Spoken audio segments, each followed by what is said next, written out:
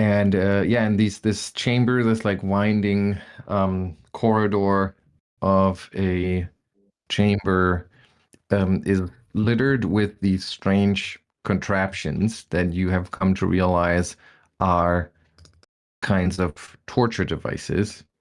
So these golems with their horrifyingly sharp extremities were probably torturing poor victims here, maybe initiates that came before you trying to take these challenges. And you also found out or ran into this little crystal orb of some kind um, that you came to realize contains what feels and looks very much like the vital essence of a creature, for a better lack of a term, its soul trapped inside that glass globe. It's about a foot in diameter, that sphere, and you suspect that this is the punishment for failing here, or maybe this is even volunteered. I mean, I'm sure you've heard about cults on Golarion that would consider self-mutilation as a great um, uh, religious offering to their dark lords. But whatever it is, you are pretty convinced that this globe here contains a soul of a formerly living creature. And with that, we had left it at last time. That strange corridor with all of these little alcoves stretches on to the east and west. You're not entirely sure what your challenge is here. The strange skeleton has given you very little instructions other than repeatedly whispering your names and pointing at doors. But here you are. And so far, you've been playing along. Let's see if that's going to remain true for today as well. Any questions before we jump back in? Is there anything we can identify or recall about the orb? Well, other than what I told you, no, Yeah. that's pretty Okay. much it. Okay. You would know that that it's pretty valuable. You know, it's very fine crystal. It is certainly quite the morbid curiosity. So if you were to find the right buyer, you could certainly consider this valuable. Although you're not sure if you would like to socialize with people that would put something like this on their fireplace mantle. That's probably. But in the sense of go ahead. Yeah. Well, so I mean that implies that we actually can detach it and take it with us, right? So. It's very unwieldy. Like I said, it's almost a foot in diameter. It's pretty heavy, and it's just a perfect sphere. So it's. But yes, you could definitely dislodge it from its mount. Would there be a way? Would Ottardo know of a way to release that soul? You can Send it on try. to the afterlife? Yeah, Well, you I can mean, try can one we of at least, these. like, get some whiffs of it? Like, if we touch the sphere, can we feel something from it? Because like maybe we could try to sense the disposition of the soul in question. Yeah, maybe it's a mean guy. Yeah, I'm gonna roll. What if he doesn't deserve to have his soul? Yeah, what if he's mean? Well, I mean, mean What if I people don't go like to his hell. taste in music? Yeah. What if he likes pineapple on pizza? Yeah, that's true. That's straight to hell, man. Okay, so I actually do like pineapple, but that's a different thing. Ottardo and Souma. It got to me. You here with us then, man? Ottardo and Souma. So Ottardo, you're thinking about this. You're like trying, I guess, always trying to find a legal rationale here. Like what could be the loophole? How can you get the defendant out of this? But you're coming up blank, and the only thing that you're pretty sure about is whatever happens, you shouldn't like let this get destroyed, because that would probably just cause the soul maybe to become a ghost, or maybe to just forever, be trapped between the layers of existence. But that would be the worst fate of all. And Soma, that rings true to you as well. And as you inspect this orb, you just get there's a sense of warmth that comes from it, but it's also at the same time almost burningly cold. It's just a very strange sensation when you touch this orb. All right. Well, okay. I suggest that this thing had been sitting here for probably centuries by now, so it can sit here for a little while more until we get to the bottom of this.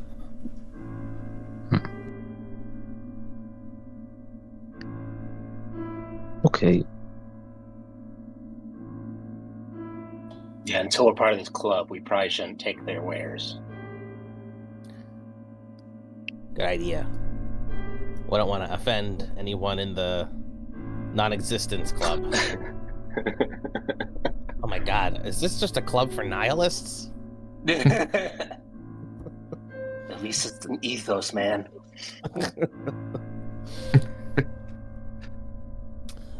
Let's see. Just a reminder, everyone, in case you had forgotten, I am still vitally glowing as a beacon of glowing vital energy. All you need How to do long is does that last? all day.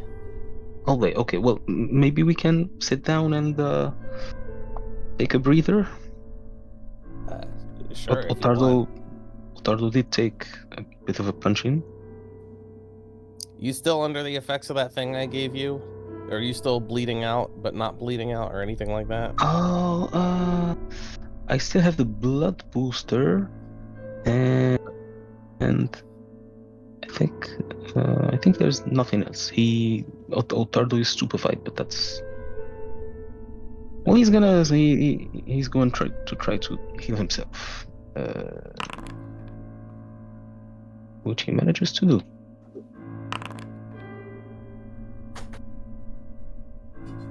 Wow.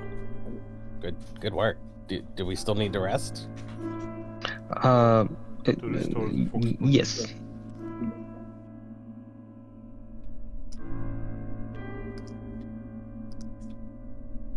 Okay. Actually, yeah, Souma also will Maybe just take a refocus action to restore her focus point as well for this rest. So you're gonna just hang out there for 10 minutes? Probably. I mean, Souma will also like Yep. give a side eye to that skeleton in the doorway to see if it does anything. Yeah, like... Is it just hanging out there? Still? Yeah, The statue? Yeah. Or The skeleton. guy. Oh, I see. Out there in the doorway, yes, absolutely. Yeah, it's just standing there, almost like a statue, just kind of staring down the hallway, as only skeletons can. And Sammy goes and surreptitiously looks for like a stopwatch or a clock, or like if we're being timed on our trials. Oh yeah, you can give me. You can roll a perception. Let's say perception just sends motive in that sense, because you're trying to figure out, like, is it right? Is it judging us? What's it doing?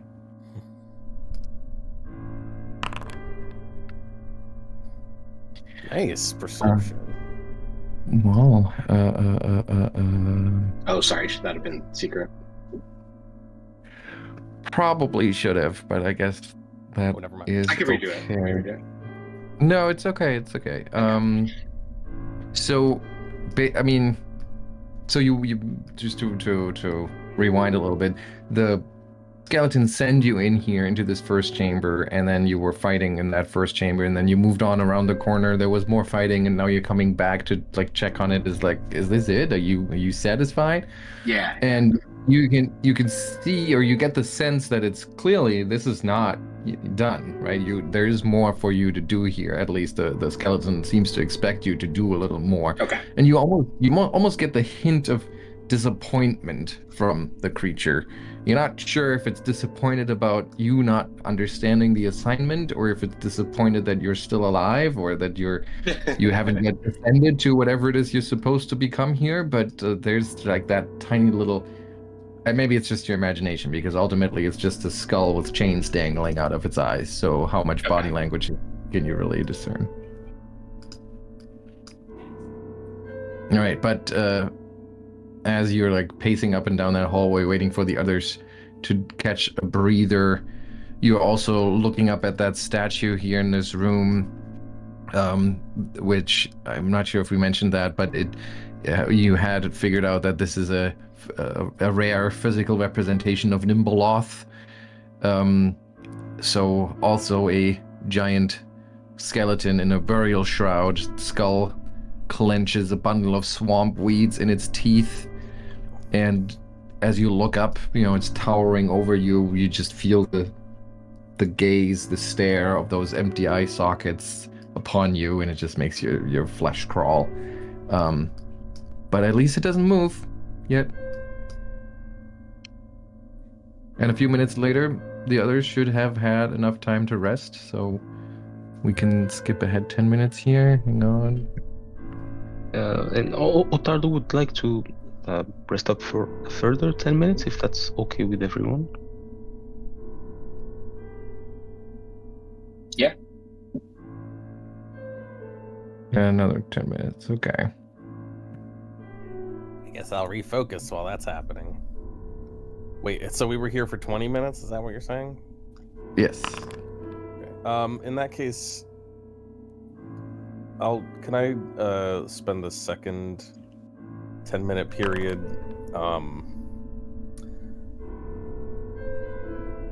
I don't know, investigating that main chamber further, just to see if there's anything else of interest to glean from it. Yeah, you don't do anything else during that time? Well, the first 10 minutes I would refocus, and the second 10 minutes right. I would search. Okay. Seek. Okay. Look, whatever it is. Yes. You spend your exploration action seek to search, or search to seek, whichever it is. Search to seek. Search to seek.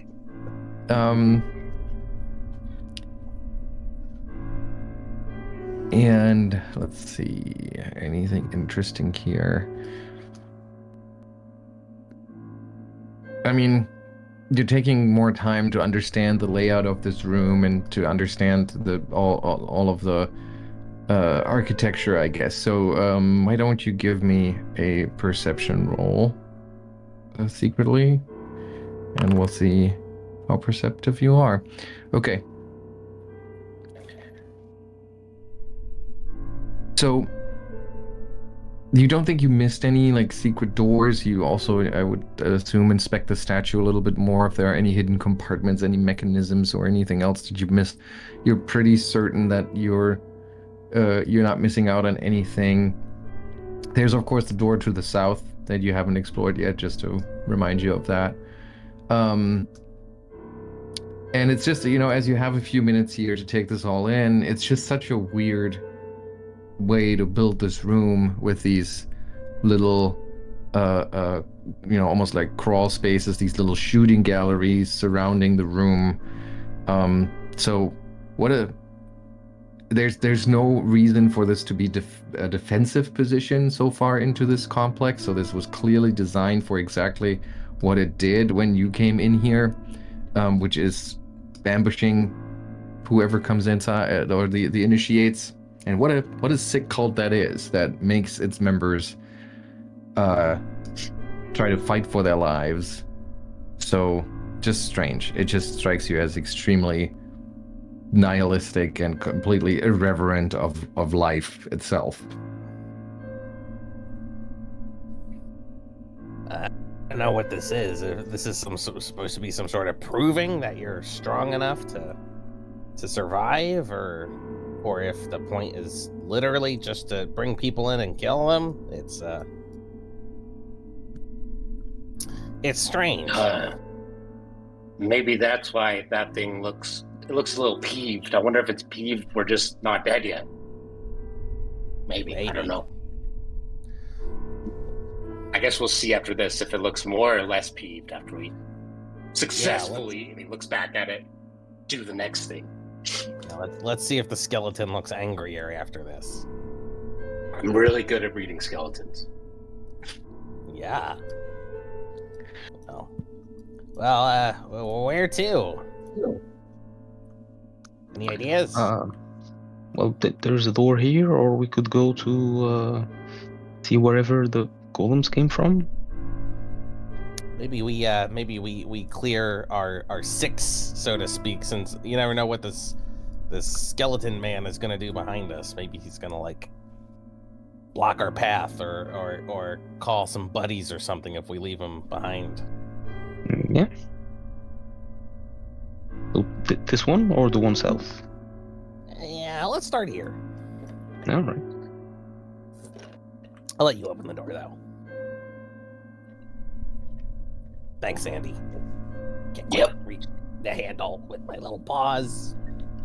All right, Sandy, you open the door, and as you touch it, you feel that the handle is slightly warm. Like everything else in here has been clammy and cold and wet and swampy, but the door itself feels slightly warm. After a quick check that it's safe, you open it up, and then like warm air comes rushing out. At first, it's almost pleasant because everything else has been so clammy and cold.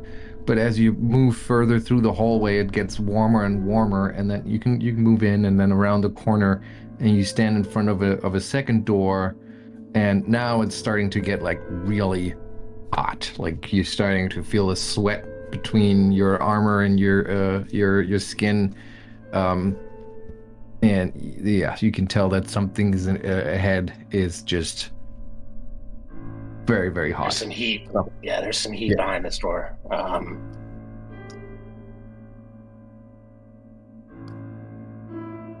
I'll listen at the door. You listen on the door, okay. Roll a perception, please. And you can, like, you almost burn your ear. That's how hot it is. Okay. So you only listen for a split second, and maybe you move up close to it without touching it, which of course makes it harder to really hear what's beyond. And you feel like you heard some bubbling sound maybe, but it's just hard to tell. And there's also this like almost like a clicking sound, but maybe it's crackling of logs on a fire. It's hard to tell. It's really hot in there. Should I open it? Not that I'm afraid of heat, but you know. Hang on 1 second. Yeah, okay. I'm ready. Did you move farther back? No. All right. Sandy will open it like with his boot. All right, you kick it open essentially, and as you do so, please roll another perception check.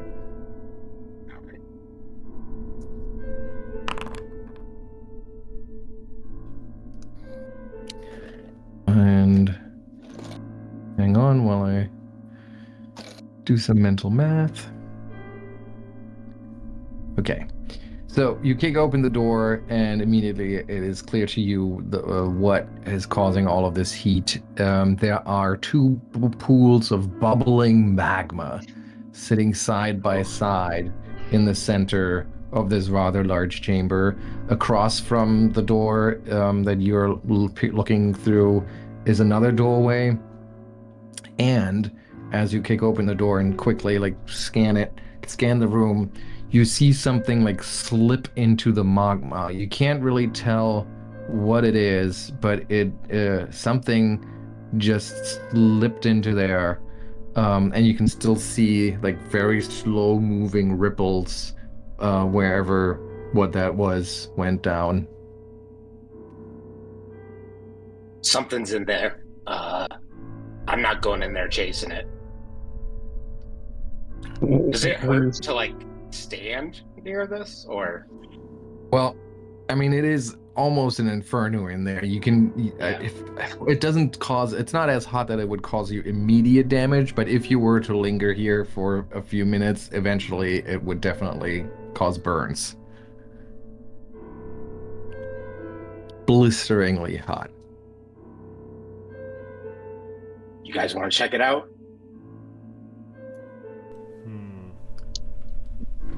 I don't know.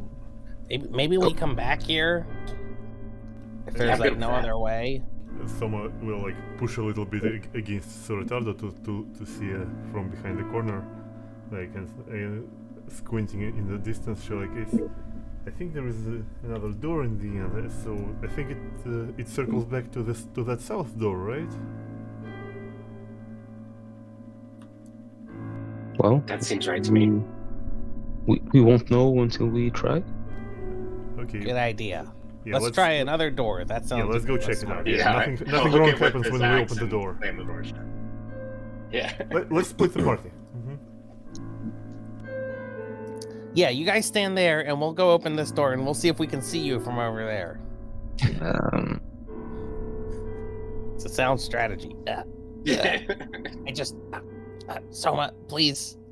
Bark is just like hopping up and down and scratching at the door. Yeah, sure. Someone will pick the bark up and lift him to the doorknob. Oh, thanks. You want to go outside?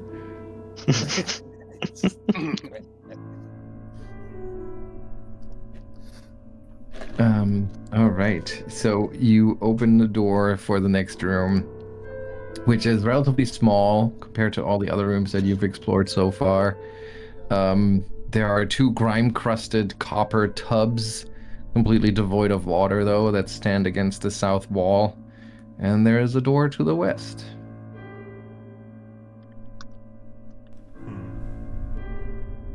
I can't help but notice that it doesn't immediately go to the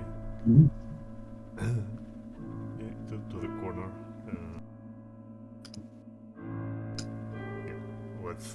Simon, could you give me visibility over Souma's token? Like, for me, it's black, like, you know.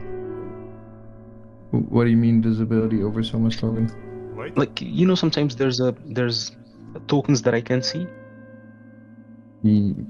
Yes. Oh, you can't see so. Oh, it's the visibility thing again.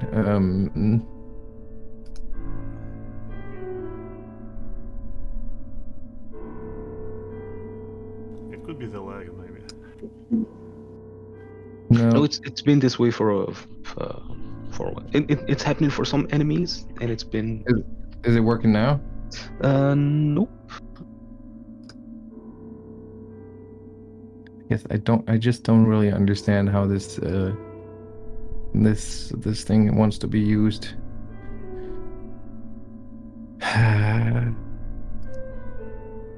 Maybe it wants to be treated with respect, Simon, and not used. Probably it. But I don't know how to do it. Wow, so it's just a black hole. Yeah.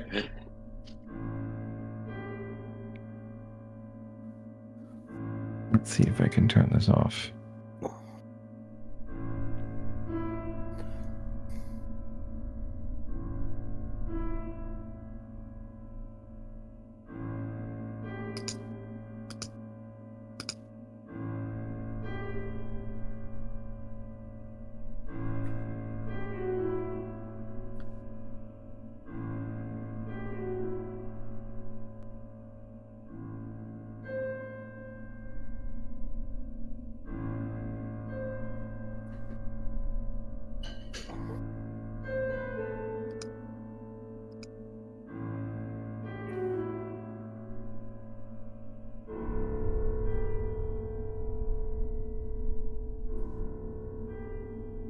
No, I think I'm gonna have to turn it off as an add-on, which will probably cause Karnas to reload. Well, it can wait for another time if you want. Okay, yeah. So you can see the token, you just don't see. You see where it is, you just don't see the Yeah. actual art. Yeah. Okay. Okay. So I guess then, for now, it is at least workable. Sorry about that. No problem. Okay. Alright, yeah, anyways, These Souma are will giant try to tongues. listen at the door before opening it, and then she will open it. And are those tubs or?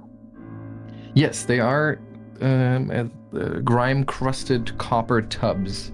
There's nothing in them, no water, no nothing. They're just standing there against the south wall. What the hell is this room for? And yeah, so as you approach that door, you can also sense like the heat that's coming from beyond. So you seem to be getting close to that room again. Okay, let's open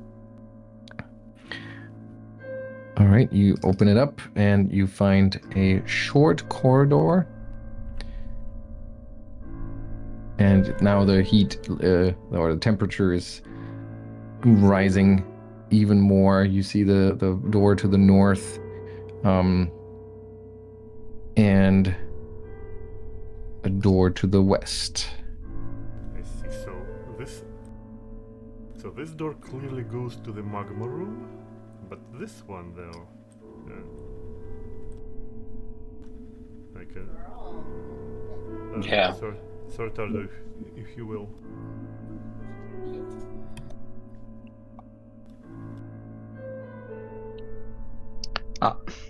It seems to be locked.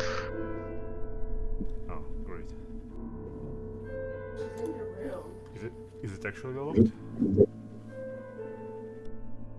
Yeah, it is. Does it actually have a key? Something to be picked? Keyhole? It does have a keyhole. Yeah, it looks like most of the other doors in this particular set of rooms.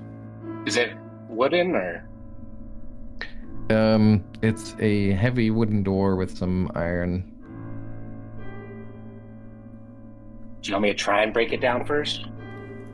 No reason. Wait a Maybe second. that's the last result. You have a key for this one, Souma? Oh, well, you're gone. Oh, the door.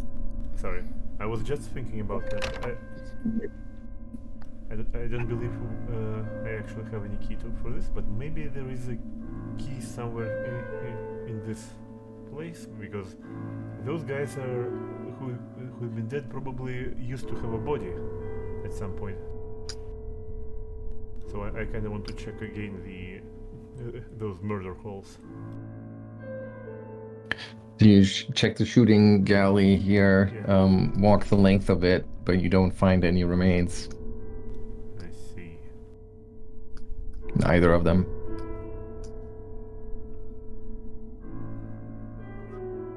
Well, I guess we'll have to just use the five hand discount. Here, five finger discount. And try to pick it for now. Although, does it look very very complex like the other one? It looks. Oops, sorry, that was not my intention here. It looks. No, it doesn't look as complex as those black doors. It looks like just a regular door. Well, let's pick You it. want to give it a try? Yeah.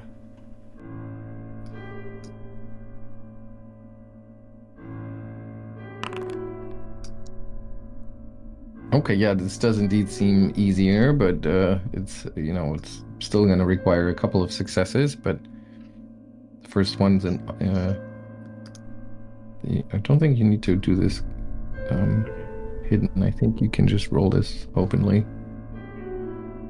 While Doesn't matter. someone's doing that, can Sandy look through this room? He wants to figure out. I mean, he's guessing like the lava is some sort of like crematorium or like what is it called? Like cremation place. I don't know. And that this is where they cleaned the people before. But he just wants to make sure that he's thinking the right way.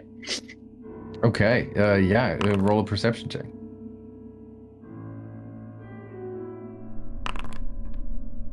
Yeah, that's like looks like DC 30 or so. Yeah, so Sandy, you check out those tubs and you're pretty sure that you're like putting two and two together here. And those tubs are probably magma proof. So you could use those to kind of like a little boat to traverse the magma. Okay, cool. And Soma, you'd think that lock can't be that hard, and so far none of your lock picks have broken, but somehow you're having a hard time. Maybe it's your leather armor starting to chafe, getting sweaty in this little passageway that's turning into a sauna as you're in Yeah, here. your hands are slippery. Yeah, I'm not taking off my armor. I just got it. So, but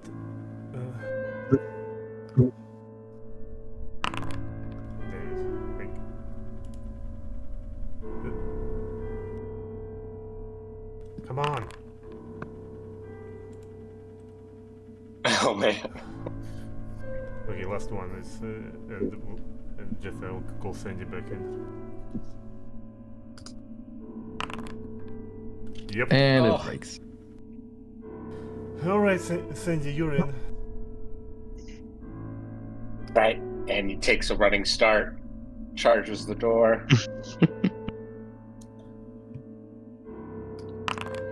And bam, you slam it open, crush it under your Oh, weight no. and your momentum. And you maybe you stumble a couple of steps further inside with that much force. And beyond the door, to your surprise, is another one of those circular portal chambers, not all of which you have successfully activated yet, but this one is certainly the lowest one you've encountered so far.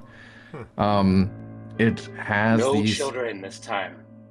no children. There is a swirling silver-filled runes adorn the rounded walls, and there are sheets of reflective metal that cover the floor and the ceiling.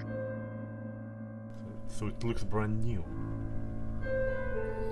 It looks like, I mean, it looks new in the sense that no one has been here for a long time, so it doesn't look like it's been heavily used.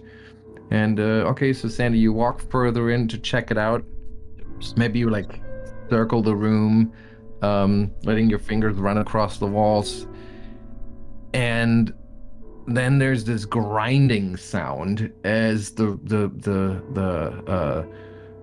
stone under your feet seems to start to shift, and even the wall starts to seem to crack in some places or bulge and move, and you realize that the entire room is kind of coming alive in a sense. And we'll roll for initiative here and see what happens. Shit. My bad. Yeah, you're getting swallowed. Let me roll for us.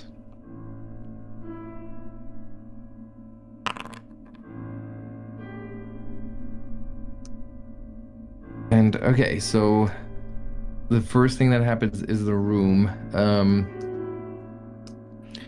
which, hang on here. Okay, and the first thing that happens is that there's this energy pulse that fills the entire chamber, and I'm gonna need a fortitude save from both Soma and Sandy.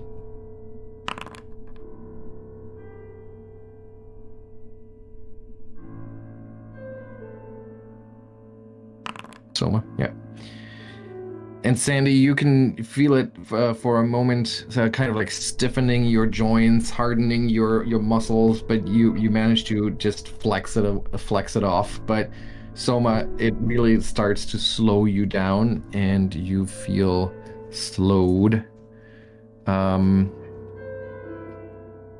So with that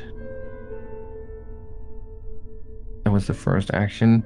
The second action is that the room, little bits of the walls and the floor come bulging out, right where you're standing, Sandy, essentially slamming into you. And we'll roll to attack. There's a 33, which hits you for 25 points of damage. All right. And then a part of from the ceiling comes down, trying to hit you on the dome, but it doesn't seem to be something where you're particularly vulnerable, so it misses.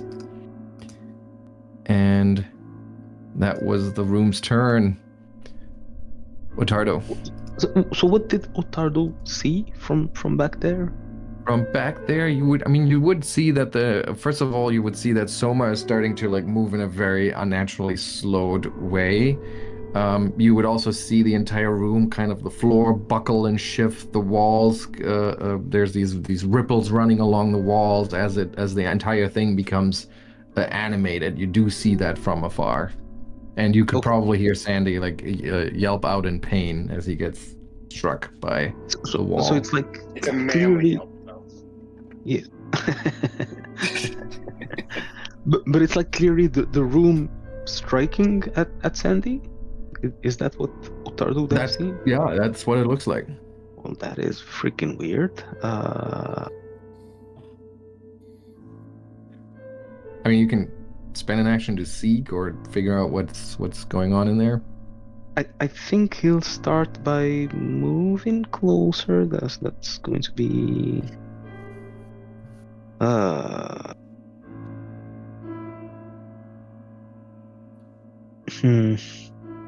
Here's what. No, he can't do that.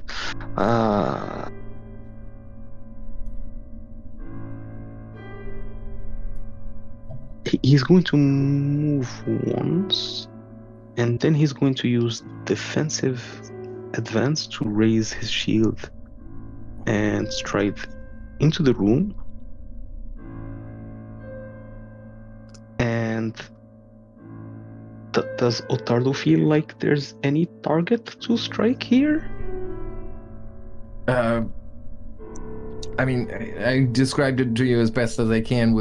If you want to spend an action to seek, you can do that. Okay.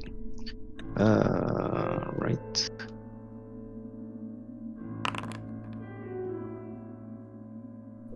Okay, let's see that. Check. Okay. So you think, like, scanning the room, taking it all in, watching how those ripples move along the walls and how the floor buckles, you are starting to think that it is not the room that is attacking Sandy, but that it is some sort of maybe elemental creature or something else hiding in the walls, using the stone itself to lash out. Okay, something's burrowing. And I think that's his turn. Okay, Souma. Oh, it actually said. Does it say that from automatically that I have 2 actions remaining, right? Yep. Cool. That's the slowed condition. Yep. Well, I mean, well, Souma is. Well, she feels a bit constrained and strange, so she will like, I can't hit anything if I don't see it, so she will try to step backwards out of the room, and then she will start providing the soundtrack, which will take both of her actions.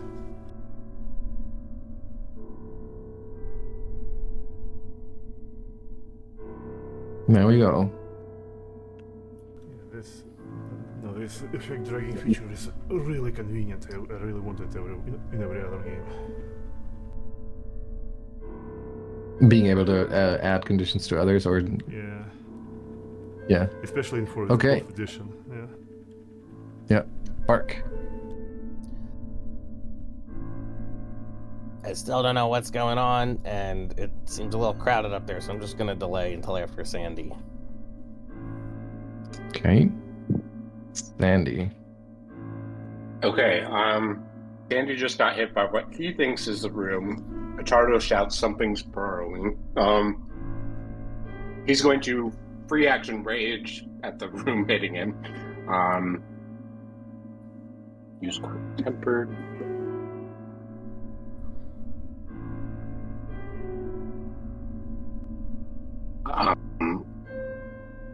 Why doesn't it?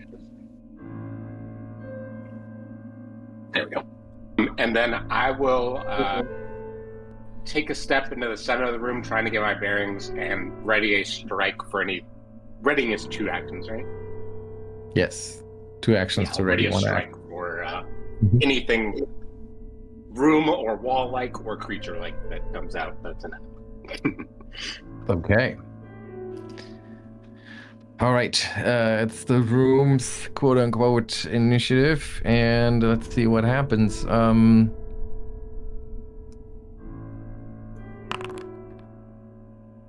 Okay, what happens is that you see this ripple like travel along the wall and into the floor, and then it comes bulging up kind of very rapidly, trying to hit your legs or whatever is close to the ground. But you are ready for this, so give me an attack roll. All right.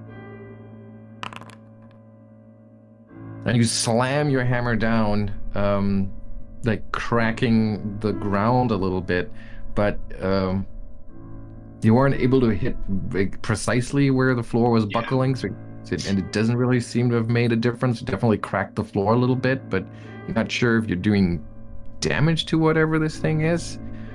However, the thing is definitely hurting you, as it, I guess, slams. Yeah, it slams into you so hard, knocking you off balance. You like bonk your head on the side of the room. Ottardo's going to use his reaction. Go for it. So that should be at least we are level 13 points of resistance. And does he see something that he can target here? I mean, you don't see a creature in that sense. You can only try to target whatever part of the room is currently moving. Okay, but okay, if he can do that, he'll do that. Mm-hmm.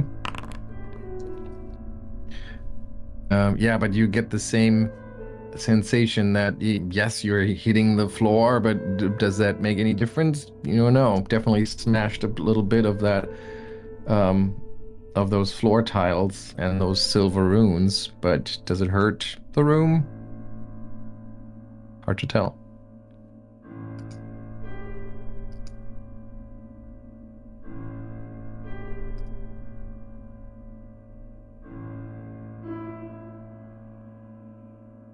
That's it?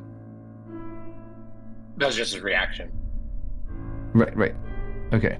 I was just waiting for Sam if there's anything else. Oh, yeah, no, that's just a reaction. All right. So then we have we had that. You had readied your action, and then we have another action here where once again another ripple tries to toss you off balance, but this time you were ready for it and you avoid hitting or hurting yourself. And it's Ottardo's turn. Wait, can I jump in there? Oh, yes, you can absolutely jump in.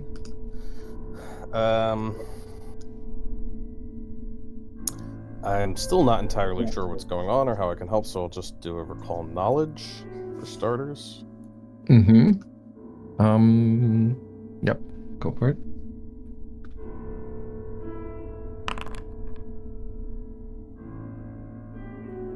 Oh, nice. Okay. Yeah, so burrowing is what Ottardo said. And you think he might be half right, because what you think this is that it's a cleverly constructed room-sized golem. It's essentially the entire chamber is a kind of stone golem, if you will. And it's you're fighting it from the inside, if you will. And that's why it's so hard to tell whether you're hurting the creature or the room. It's because the room is the creature and the creature is the room.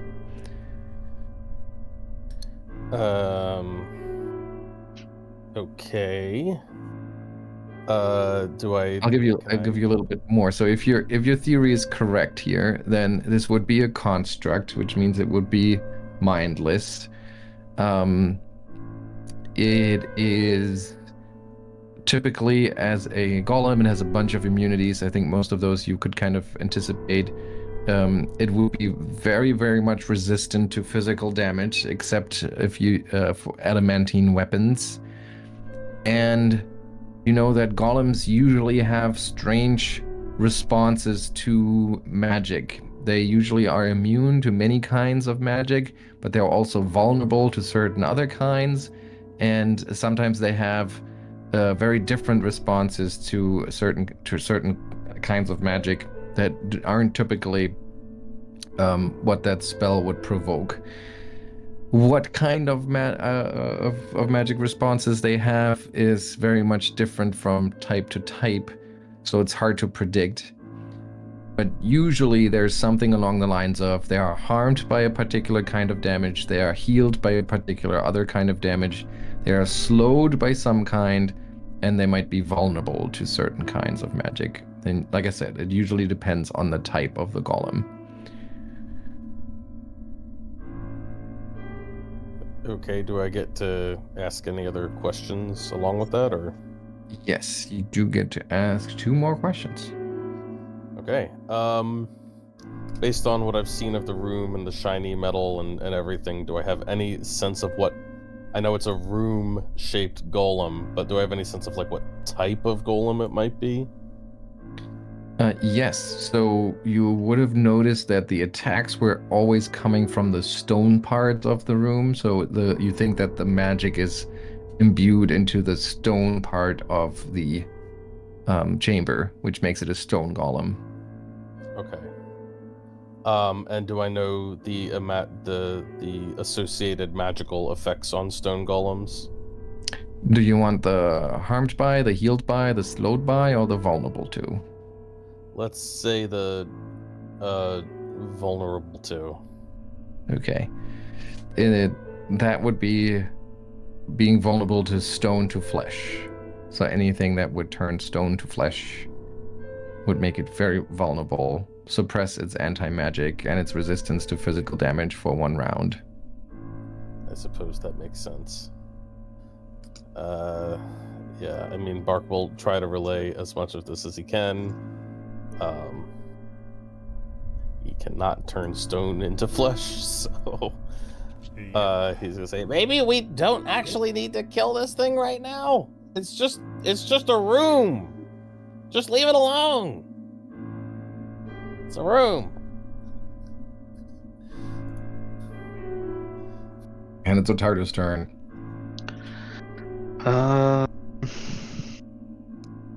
Okay, well, Ottardo's going to take 1 step back, raise his shield, and that's it. He'll wait for Sandy to exit. Okay. Souma, still slowed. I see. So, while still slowed, then we'll keep Inspired Defense going. And if and in this case, we'll just also wait to see if Sandy goes out or not.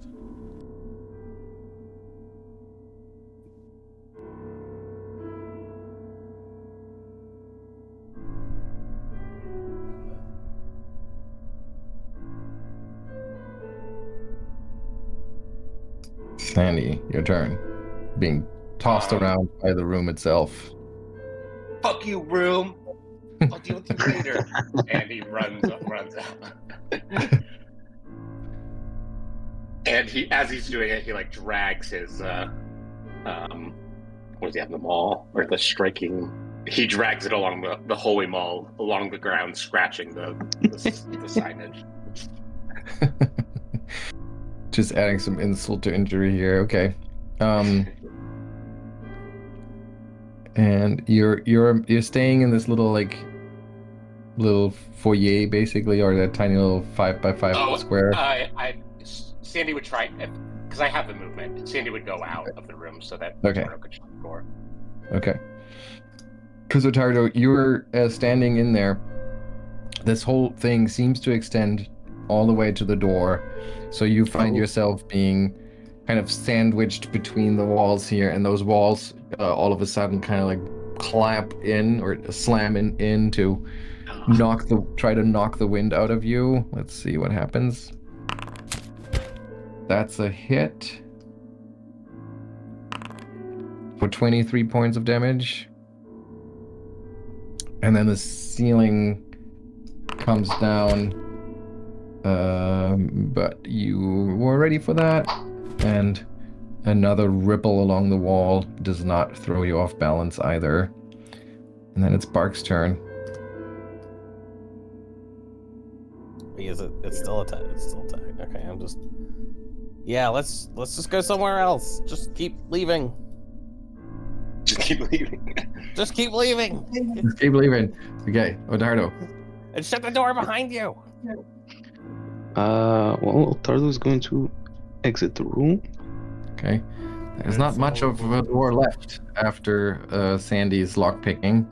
Oh, So you can kind of pull it shut, but it hangs awkwardly and it's on its hinges, so it could just a tiny little push would immediately swing it back open. But yeah, a few moments later, Soma, your slowed condition will end. Nothing comes out of the room, so maybe Bark's theory is correct that the magic is confined to the room itself, and this awkward battle is over for now. all right. So someone will then, in that case, try to confirm her previous theory and open the door into the lava chamber. Yeah, and as soon as you step up to the door, you can feel the heat emanate from it, and you push it open, almost burning your hand as you do so. And indeed, the door links up with that crematorium, as Sandy called it. I kind of want to see the other wall, so someone will stick her head inside as well. We could use these as boats if you want. Oh, that's creative. It wasn't my idea, it was the DM's, but I liked it. Boats, huh? It was the dice. It was the dice idea. It's made out of metal. Whatever. I know what it's made out of, and it's magma resistant. So. What else? Really Made out of Simon copper. Yes, they're copper. But Sandy seems to be pretty sure that copper is magma resistant. So. I mean, Wow. copper is sort of known for being one of the lower melting point metals, highly conductive of things like heat. Exactly. Yeah, it wouldn't melt at all. Yeah. So Smoke. I guess it whatever makes. you said. I mean, it makes sense though. It makes sense if, like you said, the heat would just go right through it. Wouldn't even. The heat would just circle around you, and you're safely in that Faraday cage of a tub. Exactly. Just like boats. Just like how boats work. Just like how boats work. Yeah. Okay. All right. Well, let's go. Where the water conductivity of wood is really what makes boats work. Exactly. Yeah. I'm pretty sure it's just magic at this point. I mean, wood gets wet, right? So once the wood absorbs maximum wetness, then it floats. Sandy stands with his hands on his hips. Yep. All right. Well, here we go. You get it now? Bark has hopped in, and he's like, "Let's do it." I think Sandy just probably, or Bark just grew in Sandy's admiration essentially because he turns out to be such a smart and educated dog.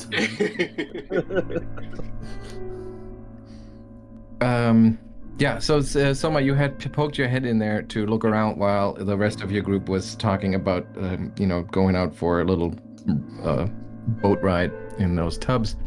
The room itself was almost devoid of any features. Maybe it's due to the heat. The walls are unadorned. The floor is just mostly like has this thin layer of ash on it, but there's no vegetation in there. It's just blistering hot, and all you could see were these two little pools of bubbling magma that really have no place of being here. I mean, where would that even come from? You don't think you're that far down, but that's what you see. Do you leave the door open on your way back, or do you close it? Probably. Okay. I mean, yeah. So because like it's really scorching hot, so like Soma will basically pokes her head out like and goes back to see what the others are doing. So and she'll say like, well, I mean there doesn't seem to be any exits out of that chamber, so it's just like two pools of lava. Yeah. I mean, do you have any ideas how to deal with lava? She will like pointedly look at Bark sitting in the bathtub.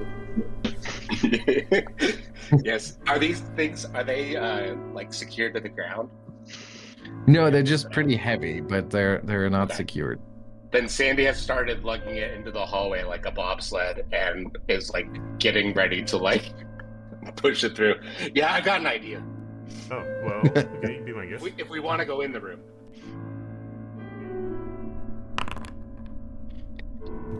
And Bark, as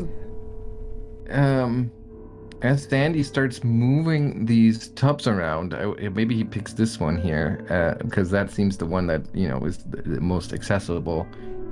And he like yanks it out of the wall. Of course, it makes this screeching sound.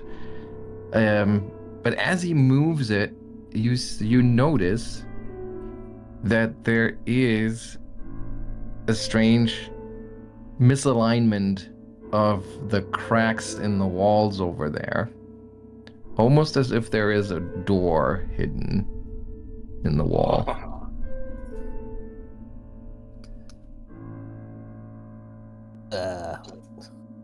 Oh, what? Whoa! Hey, Didn't look mean at to that. open it yet. That's spiffy. I mean, I guess Bark would. Bark. On one hand, Bark really wants to see where the tub idea is going, but on the other hand, look! Wait! There's something going on over there. Something about the wall. Sandy, you may be a genius after all. I know. As he's like making sure the tub is ready to glide nice on the floor. Bark will try to identify those seams in the wall again. And Okay, yeah. You feel around them with your claws, like scrape out the grime and the moss inside that crack, and then finally something clicks, and a section of the door, kind of, you can slide it away to reveal that little passage, which looks almost like a natural tunnel of some kind. Oh my dog, this is incredible. Does it look similar to the passage to the north with the prisoners? where the golem Well, came from? similar in the sense that the passage to the north also didn't have, like it wasn't masonry, but it looked more worked than this one. This one here, and hang on, this chamber here, looks more natural in that sense. And there is one weird thing about it, though. As you move into the chamber, you notice that there are 7 holes, no larger around than a human finger, that you notice near the top. And let's give near the top of what? Near the ceiling. Okay. And Bark, you can try this perception check here because you're searching as your exploration activity. At least that's what I still have No, it's not secret on apparently. file. Okay. So in that case, we're gonna go for initiative. Oh boy.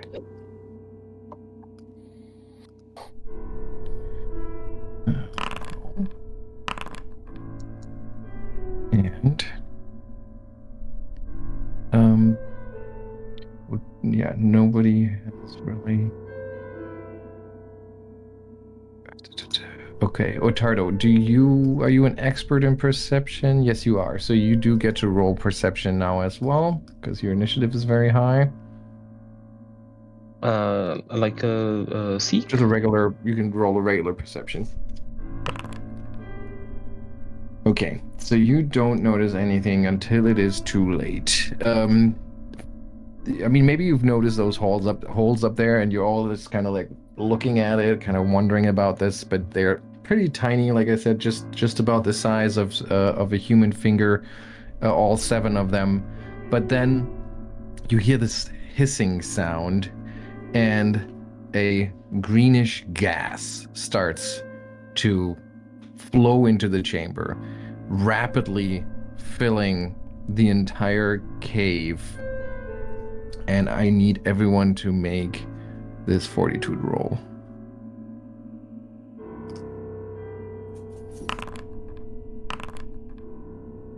Ugh.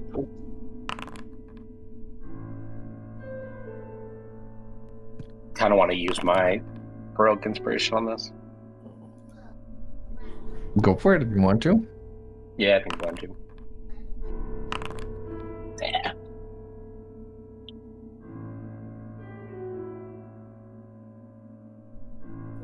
All right. Okay, let me unpack this. So, Souma, you succeed. All right, you're okay. You can manage to hold your breath, basically. Ottardo, you are unaffected and you're temporarily immune. Bark, you also managed to hold your breath, essentially. Stick, oh boy. I don't know, is Stick... can Stick be affected by poison effects? I would assume so. Yeah, I mean it's a plan, right? So that should be if. So then we take double this damage for Stick, Oh, and Stick is What? stupefied 1. Is it mental damage? Yes. Right, it's not poison damage, it's mental damage. I mean, Yeah, it's still should- effective. I was just curious. It should And take double that. stupefied 1. Okay, it's there. All right.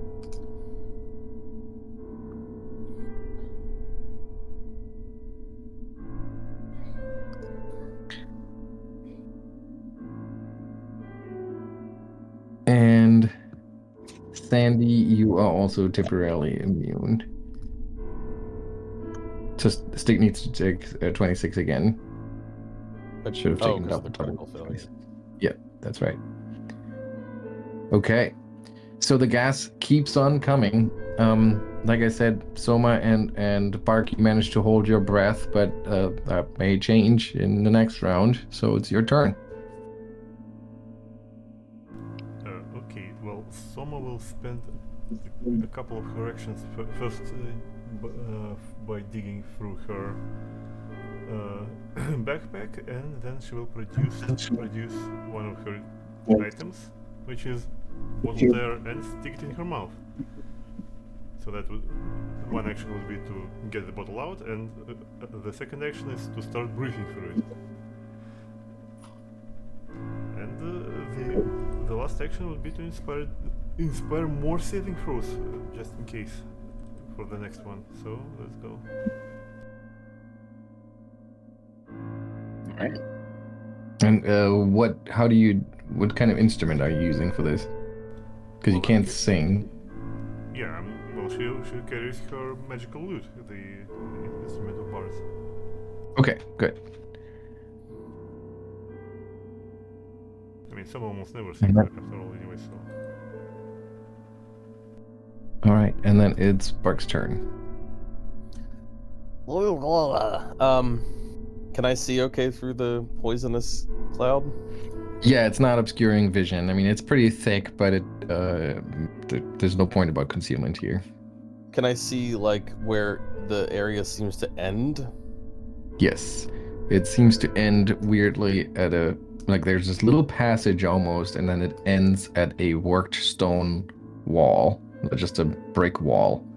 Right, I'm sorry. I mean, can I see where the poisonous cloud Oh, ends? it essentially has filled the entire chamber already, so you would have to backtrack all the way if you wanted to get out of it. Okay. I'm going to, I guess I'm going to try to look harder or look again and see if there's anything that has obviously either triggered the gas or like determine where exactly the gas is coming from. You said there's these holes that we saw at the top? Yes. I guess You can give me a that's perception check Okay. here.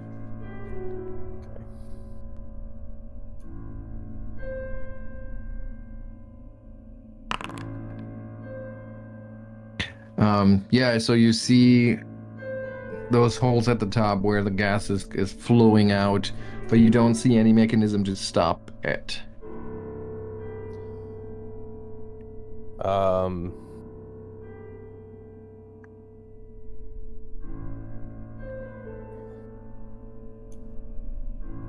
Okay. Let's see here. I think he's gonna suggest the really dumb thing. He's gonna say, just shove dirt in the holes.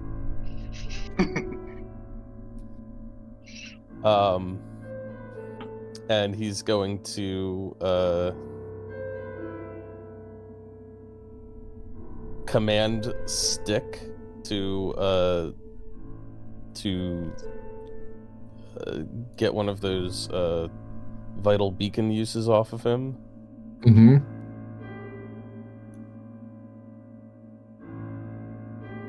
Actually, no, he doesn't have to do that, because if he doesn't command stick, stick gets one action on his own, so he won't command stick.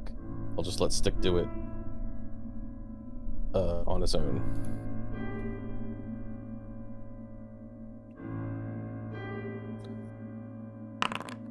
That is not how that's supposed to work.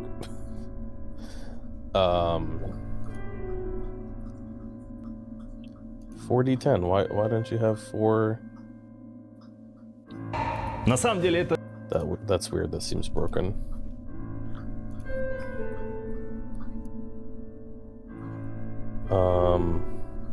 I guess you can just roll it. I'll just roll it. Yeah.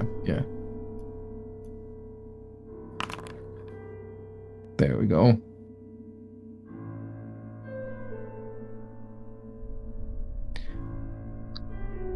And then he's gonna come over here. And I guess grabbing dirt is probably its own action, huh? I mean, didn't you use 3 actions now, or No, to command because stick uses to- its action. I don't have to command him. Oh, okay, gotcha. Okay, so you have If I one don't action. command him, he gets 1 action. Yeah, gathering enough dirt, like 2 handfuls or whatever, that would be an action. Okay. And then I guess I'm done because I moved. Oh. All right. Okay. Sandy. You see Bart getting ready to stuff dirt in those finger-sized nozzles. Yeah, and they're like above us. Yes, on the ceiling. 15 foot high. Oh, it's a 15-foot ceiling. I didn't realize it was that high.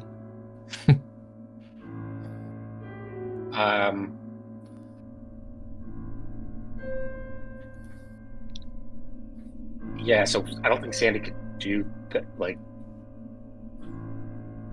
maybe he'll move over to Bark and raise Bark up, put him on his shoulders. Okay. Yeah, you could do that. And I mean, because he can't reach them by himself, probably, if they're 15 feet high, right? Oh, you can't reach it by yourself. Now we just need Ottardo to come over and put you on his shoulders. No, I would think, because this is not about, like, if you were trying to fight something that is 15 feet high, I think this wouldn't be enough to just have him on your shoulders, but you're trying to just barely be able to touch the ceiling. So it feels like that should be okay. I mean, And it'll he'll be a kick- precarious situation. It'll definitely require some kind of check, but yeah, you could, it's possible. And he'll kick what he is guessing is the other end of this corridor, like the worked stone, to see if it budges at all. Whenever I burn a meal and the smoke alarm goes off, you just have to open a window or something. Okay. Yeah. So you kick the wall, and there's like dust puffs up, and there's a little bit of stone, but that seems to be pretty solid. All right. Ottardo. I think Ottardo is going to spend his round seeking, trying to see if there's any hidden passages, levers, anything like that. It's probably better than the Three Stooges thing that we're doing. Well, it is. I mean, I was saying that the concealment doesn't really matter, but it seems to be making your job hard. Maybe it just this stuff just makes your eyes water or something, but you're having a hard time getting your bearings. Okay, he'll give it a You try last again. try. Yeah, still problematic. All right. The gas intensifies as more and more streams into the room. So, other than Ottardo and Sandy, I will need fortitude saves again. Ottardo and Sandy are immune for an hour. Well, the bottle presumably allows me to breathe in the toxic atmosphere, right? So as long as I take an action to breathe through it. Yeah, that's true. Unless Doesn't it's specifically some sort say. Yeah, it doesn't specifically say that it is related to inhaling it, but that seems to be the only thing that makes sense. So yeah, it's okay. So you spend that action to take a breath from the bottle, so you're okay. Dick is okay for now, and so is Bark. All right, so that was that. Souma. Alright, so since we are having here some sort of acrobatic routine, I suppose it would be well, maybe not as funny, but somewhat appropriate to help them out, to provide some circus music. Nice.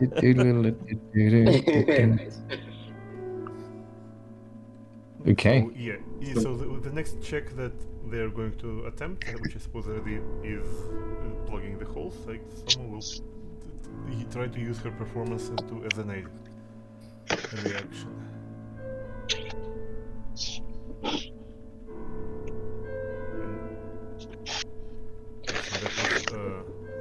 Okay, that was one action. Another action to breathe through the tube, and to be honest, I don't know. I suppose that would be it for now. Okay. And Bark. So to be clear, are you saying I can reach the holes with Sandy's help, or not? Well, you could try to stretch up there and try to reach it, yes, but you would be, kind of balancing on his shoulders, so there's definitely a check involved. Sandy will have to stretch out his arms, and you have to stand on his palms, so, Like a cheerleader. Yes. Yeah. What do I need to roll? That would be acrobatics, or if you, no, you don't have any training in thievery, I would think. So let's go with acrobatics. You don't know me. I am actually trained in acrobatics, so. Well, there you go. So let's try that. Okay. Here we go. Sandy, stay still. Stay still, Sandy. Sandy. Whoa! Wait a second. Okay. And I will roll an aid check.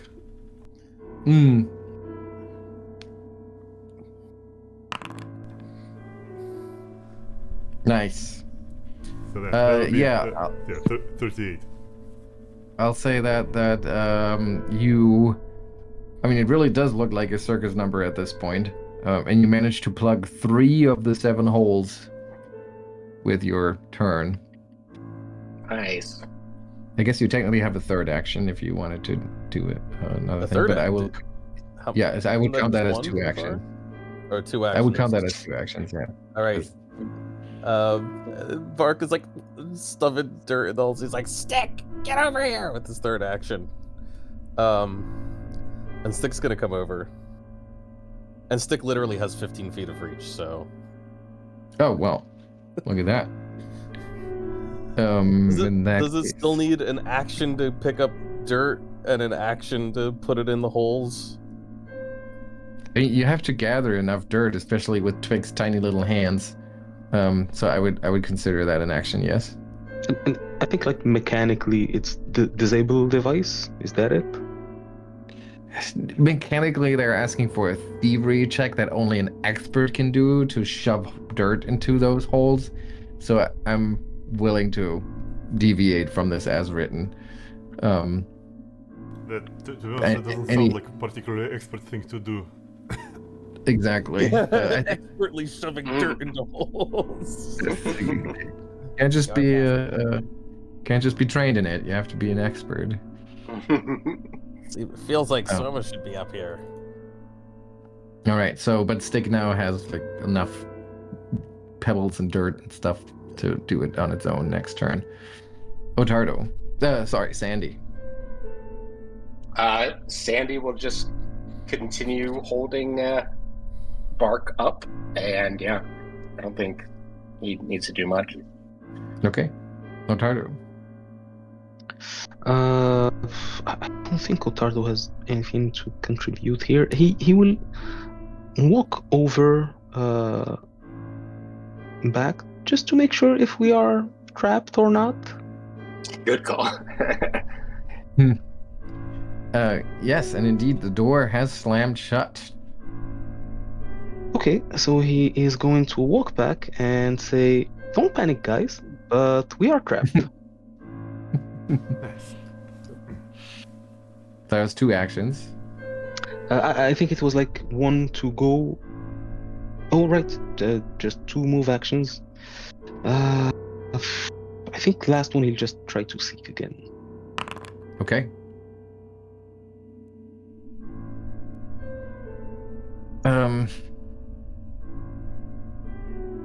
Okay, so do we have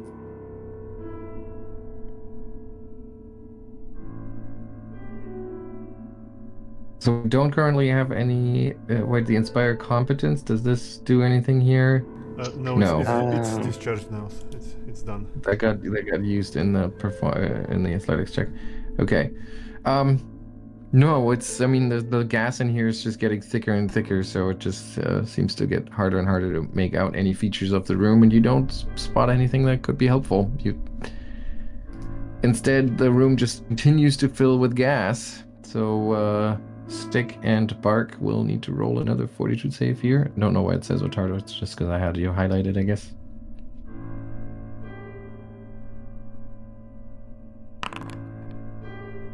All right. That was Stick, good job, apparently. Stick. Yep.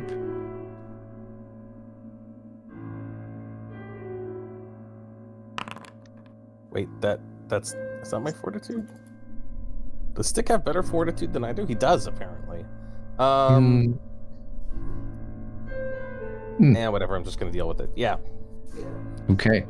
So, yeah, some of that gas, like you're trying to hold your breath, but doing all of these acrobatic movements up there, some of it slips through, and you end up. Hang on. Wait.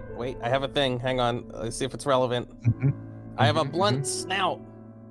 Oh, give me. When I roll a saving throw against inhaled threats and olfactory effects, I get an outcome that is 1 degree of success better than the result of my roll. I actually probably should have been immune to this by now. Yes, you should have crit succeeded already. So That's indeed, awesome. yeah. That's the second time this has come up in this campaign. This It has, yeah, I do remember. I mean, okay, good. So you're unaffected by it. You're immune for now. Great. And then Souma, your turn. So you're basically all just doing this for Stick at this point. Stick! Don't breathe, Stick! Does he even? We're gonna get you out of here! He's a plant. Because, I mean, Souma is vaping essentially the whole time, and it's just Stick who's affected by it. Okay. Thing is, I think Souma actually can jump on top of Sandy right from here. But What do you mean jump on top of him? well, there can be many interpretations also with this line, but in this case, I mean literally.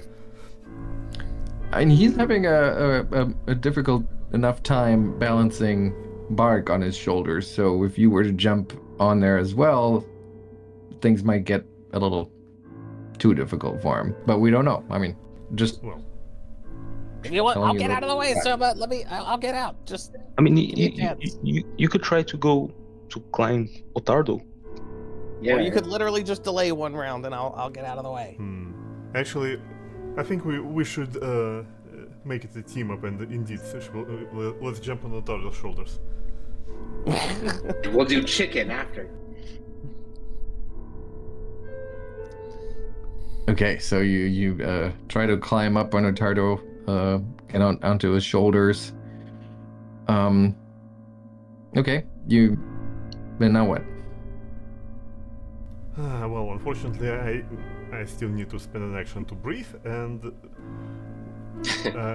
after that, I suppose.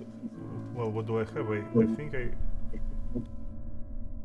I still have a bunch of marbles to shove into the holes, so that will be the next turn. I need to spend an action to produce them from my pocket.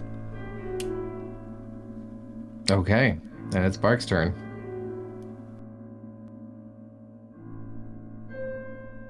Oh, yeah, well, I guess... Do I have more dirt to spare, or do I need to fetch more dirt? I mean, I think you gathered enough thinking that you might be able to stuff all of them. Okay. Yeah, and if you had it, I could hand it up to you because I didn't use my action, so I probably would have been able to. Well, Didn't skip leg day. I'm gonna try. Try. So I don't know what that requires, but yes, it's another acrobatics roll. Right. Here we go. I'm sure I will continue to pull off amazing feats of acrobatics. Seeing a very new side of Bark here. But well, it's not enough to crit fail, but it is a failure. So I guess you just kind of like, you almost made it to get to the next hole, but then Sandy has to shift his weight a little bit, and you move away. All right, let's do it. Let's try again. Oh wait, did I roll the? You know, I think I rolled the. Actually, that should be a 20. That should be a 26. I don't know if that changes anything. That's still the same degree. Okay. All right, let's try again. You know, let's use our hero point. Wait, no, that's not my initiative. Why did I just do that? Did not mean to do that. I was just trying to re-roll it.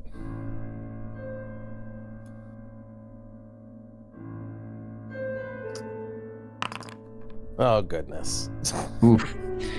And that is even worse. So that is a critical failure. So I'll say that you just kind of like, you try to lean over to get to the hole while Sandy is just on the wrong foot, and you just fall over backwards. And give me a quick reflex save to see if you hurt yourself falling awkwardly or manage to land safely. Yeah, so at least you land more or less on your paws, so you're not prone and you don't hurt yourself. And I can't. Oh, sorry. Yeah, you do have an action left. You're right. I can't. I'm having a hard time selecting stick with all these tokens in the way. Yes. And I think we can move Ottardo and what is it? Z that moves. Souma. There we go. Okay.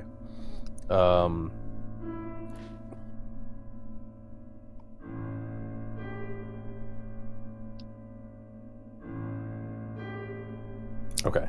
So stick is gonna. I don't know what stick would need to roll. For what was that? Oh, for reaching the top there. Yeah. I mean, stick has 15-foot natural reach, right? Yeah. I think it's not that hard to stuff dirt in a hole, so I think we'll just make that 2 actions, and that should be okay. Okay. In that case, I'll order him to do that with my last action, and then. Okay. So roll a d4. Wow. Okay, and he manages to clog up 2 more of those holes. So 5 out of 7 are now properly clogged up. Ottardo. Can Ottardo do something to help hold up Souma? Yeah, you can try to find good footing, stay stable, and try to anticipate Souma's movement to not rock her around too much. I would consider that an aid. With what skill? Well, that's a good question. Athletics probably to hold her tight. Yeah, that's a good point. Yep, athletics works. All right. So when I think we roll that. Technically, we would roll it when the aid happens, but that's okay. You're right. Yeah, but that's okay. We'll count that as a successful aid. I guess only Stick needs to save for the fortitude here. Nope, that was not supposed to not. Stick, I lost trap. you. I lost you again. Where did you go? No, Stick. Yeah, let's move Stick out of here. There you go.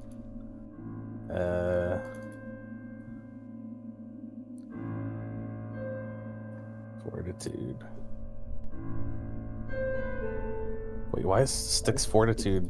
I thought it was 18 a second ago.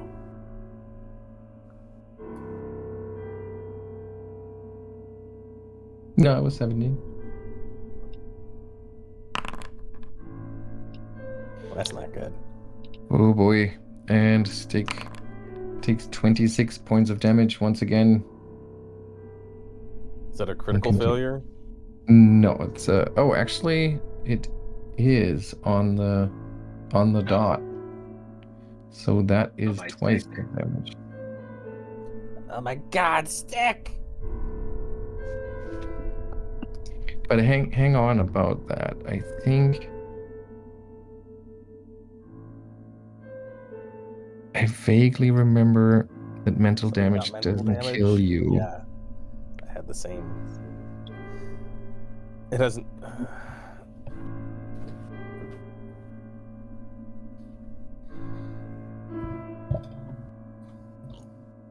Or are you just thinking of that that one specific spell that does? Yeah, maybe. What's it called? Phantom Pain. I think that's the one that's. Yeah, Phantom Killer? No, something like that. Phantom Pain is non-lethal, but I don't think mental damage is not. Yeah, Phantom Pain is right. Yeah, and it doesn't have the non-lethal trait or anything like that. So yeah, indeed, it is lethal damage. So what does that look like? I guess Stick is dying too. Right? Yeah, it goes down. Critical failure. That's right. Yep. Where is dying to? I don't think this had happened before. But minions do go through the regular dying rules, right? They don't die at 0. What dramatic effect?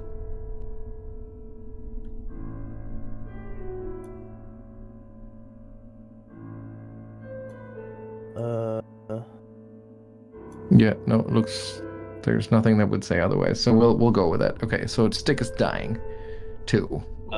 So Stick's leaves all shrivel up, and he collapses over. And Mark goes, "Stick now!" So it ends up looking just like dead wood on the ground. Yeah, it's like, guys, Stick isn't moving. Souma, your turn.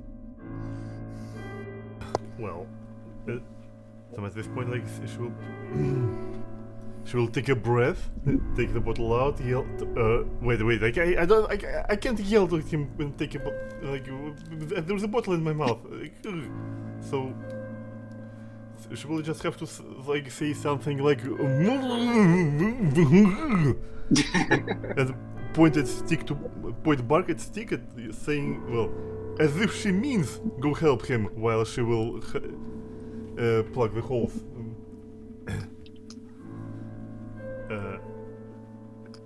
But well, hopefully she will try to hurry and plug the holes on her end. Then. Okay, so you try to plug the holes from Ottardo's shoulders. Yes. He already is. Yeah, he's kind of steadied himself to make this as easy as possible for you. So give me an acrobatics check.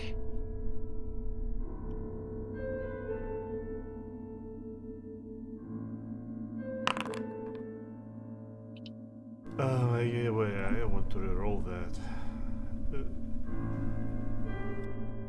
Go for it. That looks a lot better, and it looks a lot better actually. So with that, you manage to clog up the last. Well, oh right, you only have those marbles though, and those aren't really a great way to plug those holes. So sorry, I should have let you roll a thievery check because that definitely requires a little more mechanical skill here.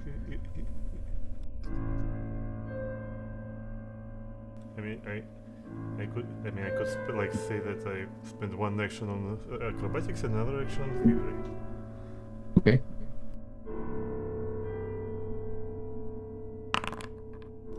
Stability, huh? Stability. Okay. Yeah, that's what counts. So you managed to kind of wedge it in there, and then somehow maybe use the nozzle in there to keep the marble in place in a way that effectively plugs that hole, but it takes longer, so this will only plug one of the two remaining holes. So one is left. There's still a trickle of gas streaming into the cavern, and it's Sandy's turn. And Stick is still breathing, so yeah. It should technically be my turn. I just accidentally moved my initiative down to 12. Oh, okay. Here we go. And just as a reminder that Stick is technically breathing still, so I'm going to move Stick's initiative for the trap because that's where it would usually be. But I mean, it is at risk. Saying. Okay. I think minions. I mean, they normally act on my turn, so I don't know. Yeah. So I guess then your initiative would also Stick goes down. It's all a little weird. So, because the point of the moving initiative is to give you a full round to be able to do it, and I don't want to take that away from you. So we'll just have Stick make it safe just before the trap does its turn.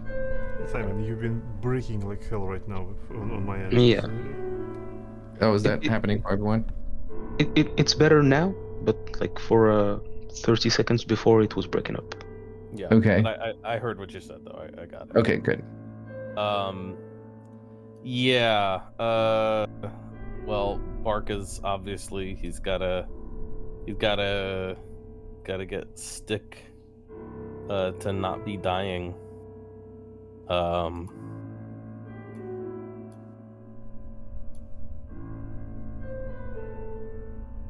Let's see, what do I have in my inventory? Because that's how I do most of my healing.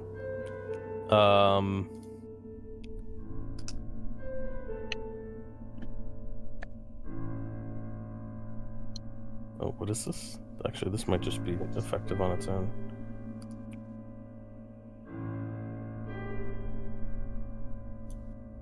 Okay, cool. I will. Okay, so I'm going to draw out one of my elixirs of life and dump it on Stick.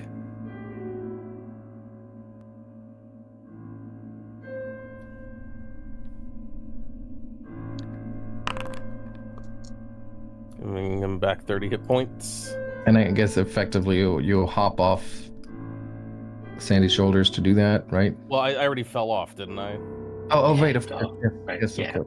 Yeah. Okay. And then I'm going to use my last action to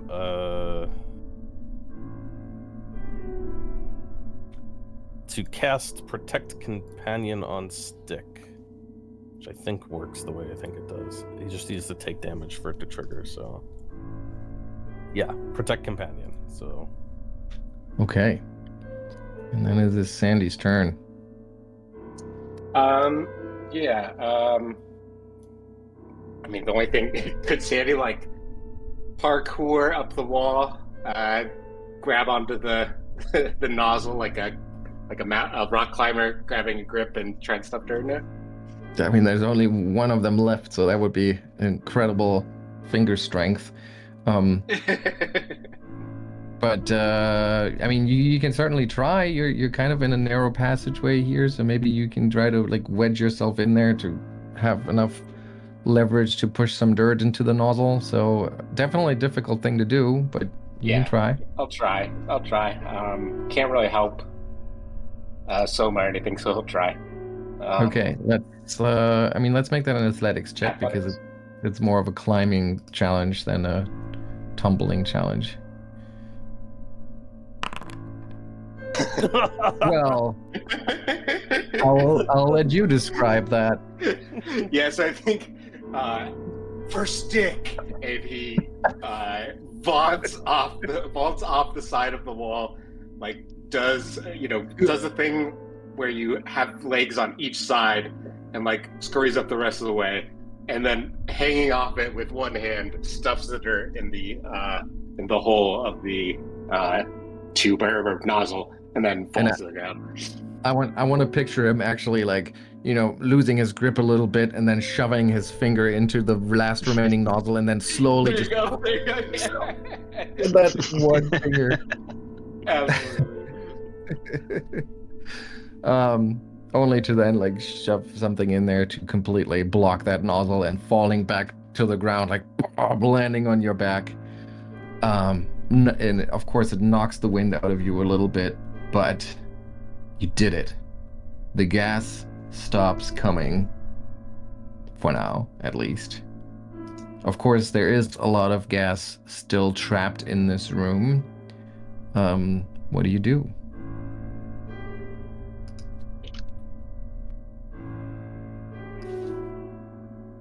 Well, after Souma climbs down, Ottardo is going to go back to the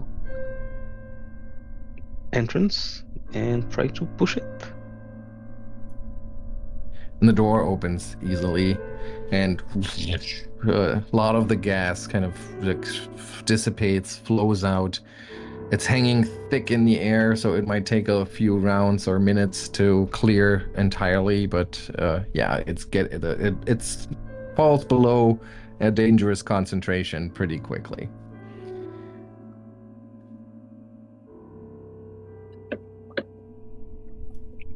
Okay, that is 30 XP for each of you. Surviving. Excellent. Classic poison gas trap. Classic. Stick, are you okay? Little buddy. Come on, speak to me. Let's treat his wounds. Maybe out of here. Yeah, good call. We'll go back to the... Okay. By the way, this wall we didn't try to bash it in. Sandy gave it a kick at some point, I think, but Yeah, I didn't try it once. If it is a door, I'm guessing it's... Well, I guess we didn't try the other door, but... But since we don't know what's on the other side, maybe we just rest up in here real quick. yeah. Stick holds up, Bark holds up the stick to Souma and he says, "Can you help him?" Let's see what I can do. And it's just a stick, basically. Yeah. I mean, Thank God, what I would have given for some of that Numerian sticky tape. It could fix everything. Okay, but with that, I think we take off his dying conditions or wounded conditions, so he will not like immediately kill over again.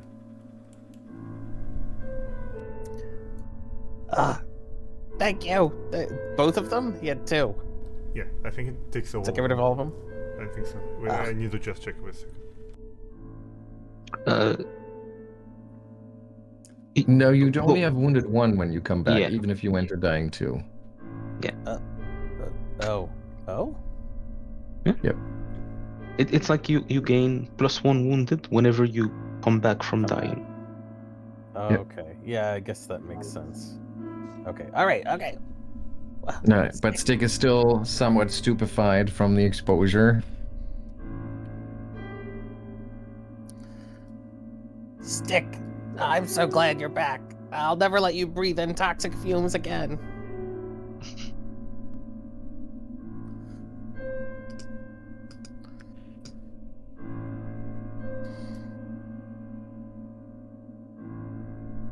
Well, thanks everyone. You really saved Stick's stick. I can't thank you enough for saving my little buddy. I mean, what would I do without him? I don't know what I'd do without him.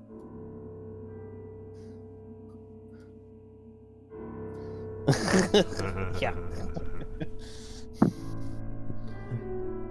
All right, yeah, so Stick seems to be coming to, actually looks almost fully restored, still a little loopy, but I don't know if anyone but Birke can even tell, really. He's not himself. Take your word for it. And All right, do we want to go through this tunnel, or? I mean, we could still bobsled. Just saying. I mean, there's got to be something there, right? There's a reason why that trap was there, right? Yeah. It is weird to have it in a secret hallway, but yeah. In a secret tub? Yeah, that's what I'm saying.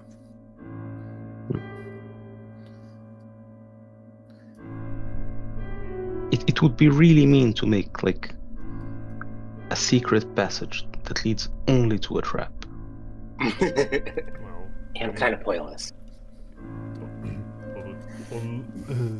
The contrary to this would be like that we are in a temple devoted to the cult of pure nihilism. So Yeah. like maybe Yeah, everything's pointless, including the secret hallways. Well, I mean, it's probably still worth trying to figure out, especially since we went through all that effort. But anyway, I think it would be worth it to give it a second look more calmly now, without choking and seething.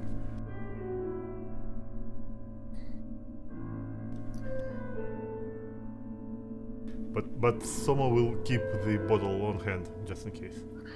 All right, Stick, you stay here for now. All right, you just if anything comes down this hallway, just rustle.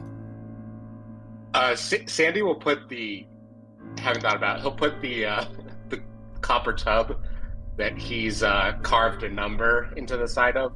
He'll put it in between the door, so it like can't close as easily, at least to that room.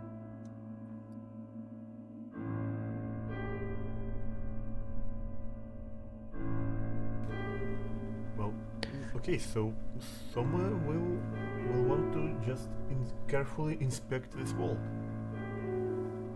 all right, and you know, if you're just taking some time to inspect it, it doesn't really even require a check because you're already so suspicious of this section, and you find a secret door. Do you want to open it? Yes, we will swing it open, and well, there we go. Yeah. And there is as you like stick your head out, you look to the left, you look to the right, there's a long stretch of a hallway that connects a door to the east and a doorway to the west. And it's just one long, narrow hall with smooth walls and tiled stone floor. Well, someone will turn to the rest and say, well, it... don't want to jinx it, but it looks kind of safe. Although, wait a second, I mean, before she will say that...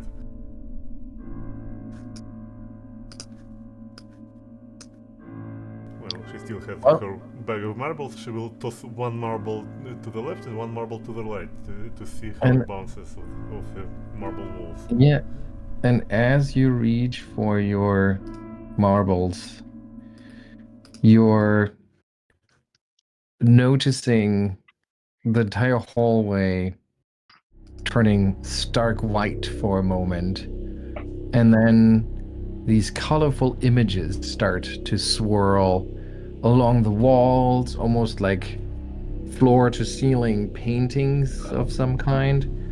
But they also, some of them, like, bounce from wall to wall, so they're more like almost illusionary scenes that play out. And at first you like steel yourself for like horrific things that you might see here. You know, there's encountered all of these mind-shattering stuff in the abomination vaults, but actually there might be some monsters in those scenes, but you quickly realize these are all your own memories that play out. And they are not horrible memories. They're actually memories of some of your better moments, of, you know, your personal victories, maybe metaphorically speaking, or maybe very specifically, you know, being emerging victorious from combats here. Is there something that comes to mind for you, what Souma would see that fits that description? Well, I mean, her most vivid memories of abomination walls are being exploded with the Sarah and guts from the horrible monsters, but... Right, but this would be a positive one. And it doesn't have to be one that we've played through. It could be something from her life before, or... But, let's see. I mean, it's a bit hard to come up with it on spot, but like one of her like probably the nicest memories would be to actually first meeting the team, because it back at the start of the adventure she was still like full of hope and like a little bit of naivete, thinking that it would be a good adventure, like an iconic one, like going to dungeon and like, you know, like maybe not saving the day, but that's what like proper bards do. They go into dungeons, having adventure, and write about it. They don't get exploded on by blood, and well, that was the lighter days, you know. Yeah, that's nice. That's one of the things that you see play out here is Arthur, Birke, Ottardo, and you kind of meeting up for the first time, introducing yourselves. All those feelings. Yep. Yeah. All those feelings that you felt at the time, that like joy of finally getting to adventure and make your own story, make your own name in the world, like all of that swings with that memory. So yeah, it's a very pleasant experience. What do you do? There are other memories as well, but all of them are positive, and all of them are specifically your own. Well, and so if this effect doesn't impair Souma in some way, she will like try, like look left, look right, look at somewhat more closely at the scenes, like, and turn to the rest and saying, "Okay, guys, it's like really weird here, but doesn't seem to be bad. Like, I think I'm seeing things here. Actually, like," and she will step to the side. Actually, I kind of want to see, like, Sandy, what happens if you come in? And Sandy immediately.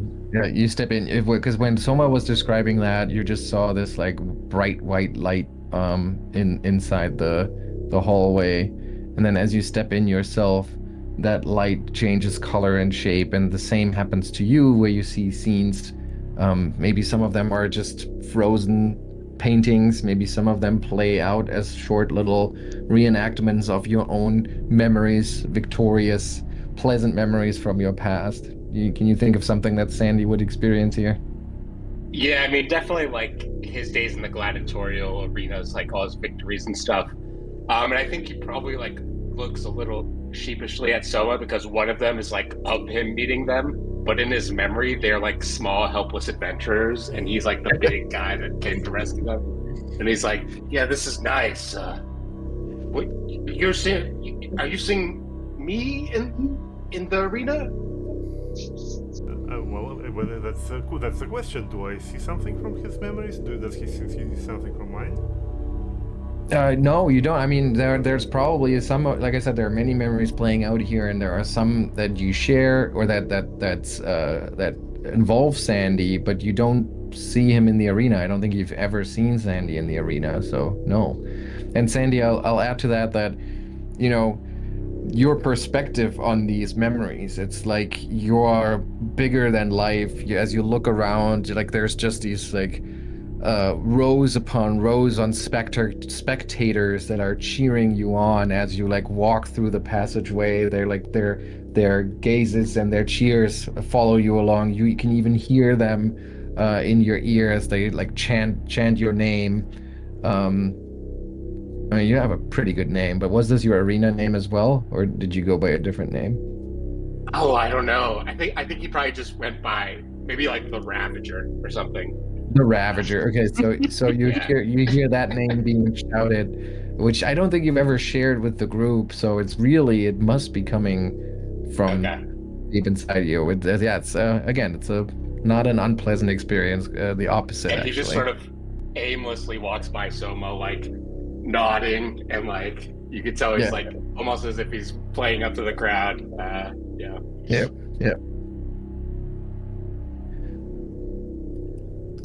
So just to be clear, Soma did not see his memories?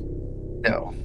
She's just seeing her own? Yeah. And Ottardo, you wondering, you see them, you know, their eyes aren't glazing over in that sense. Like they seem to be still alert and aware of their surroundings. They're able to talk to each other.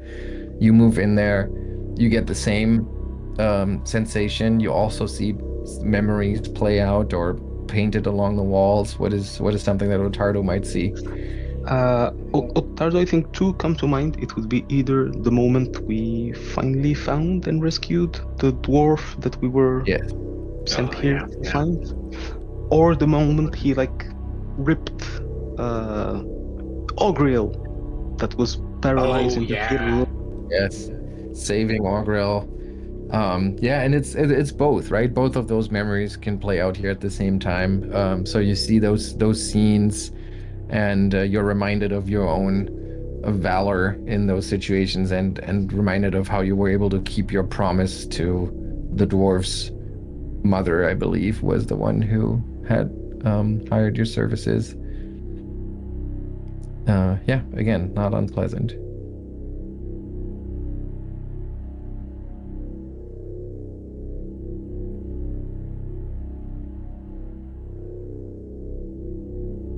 Yeah, and there are these two doors, one to the west, one to the east.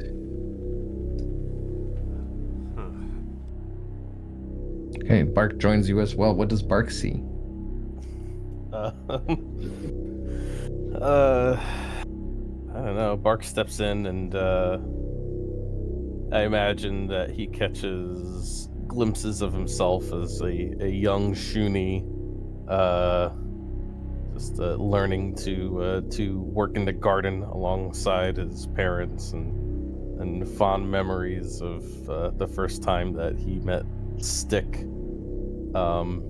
who is I guess a forest spirit who was attracted to a grove, like an orchard that he was tending, and he has these very loving memories of finding Stick and bringing Stick home and raising Stick and carrying Stick around with him. And then somewhere in there's probably meeting everyone else too. Mm-hmm. Beautiful. And then Stick steps in. I love that. Stick looks around and sees happy memories of wandering through a forest, being completely at peace with nature, and then all of it brought to an abrupt end the day that it wandered into an orchard and the nightmare life it's lived ever since. Well, the nightmare part, there would be no nightmare part about this. It is only pleasant. It just cuts off there. Yeah, exactly. That just ends there. Just Stick like wandering through the forest, enjoying life as a forest spirit. So yeah, let's as I said, you're fully in control of your characters here. It's not like entrancing you. Where do you want to go? Check this door first. Okay. Which door has the happier memories? All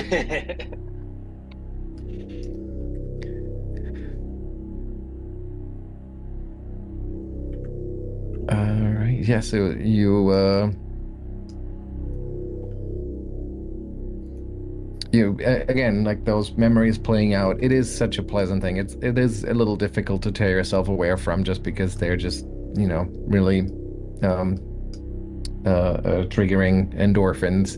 But you are in control of yourself, so you can open the door, inspect it, whatever you want to do. There you go. Okay, Yeah, so you open I think up. he doesn't expect it because of the pleasant memories. It's just like, yeah, this is nice. Yeah.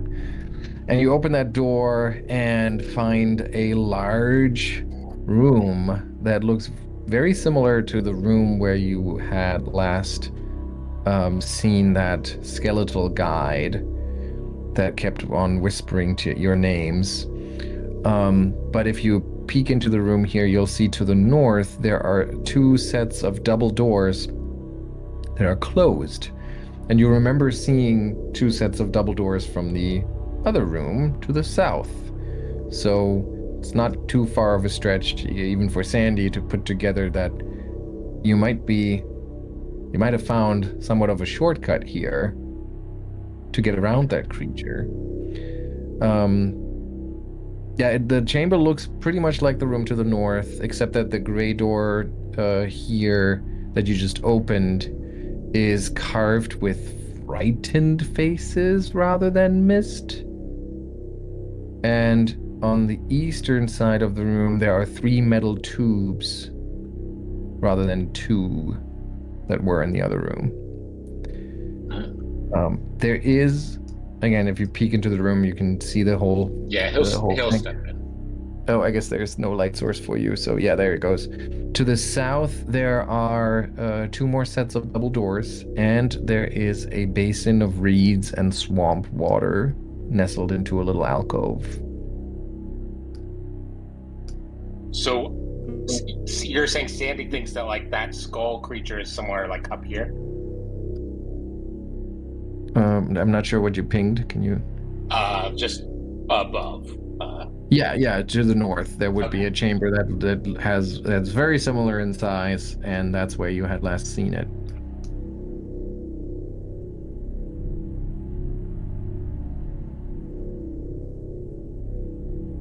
Should we see? So I guess what I'm trying to say is I think all of your characters at this point would realize you've gone off protocol here. The skeleton was making you go through this sort of rite, and clearly you've kind of fallen off the tracks.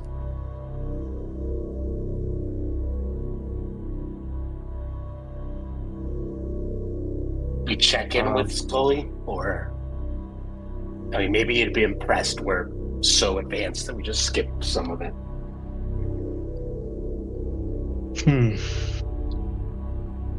I mean, I kind of want to go back into the happy hallway.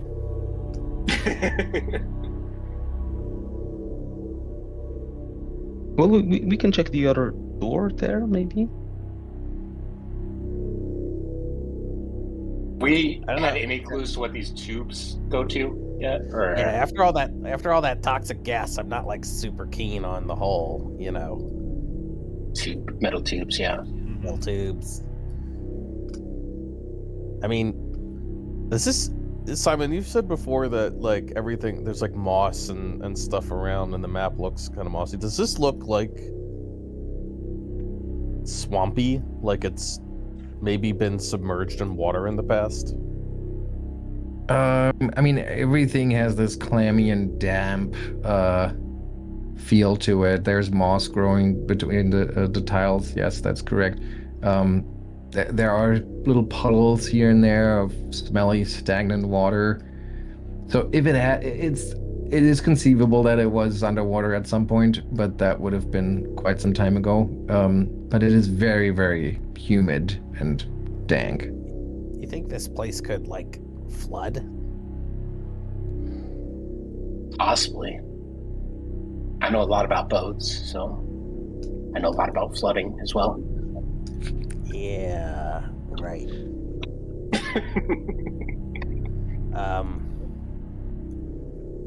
Just saying, we're really deep underground. It could be a bit of a problem if, for example, remember that whole subterranean lake? Yeah, I think we're below that, so. But it's a good thing we have some boats that we can just float on top of the flooding. Yes, as we've established. Soma, you got more of those bottles of air around, or you just got the one?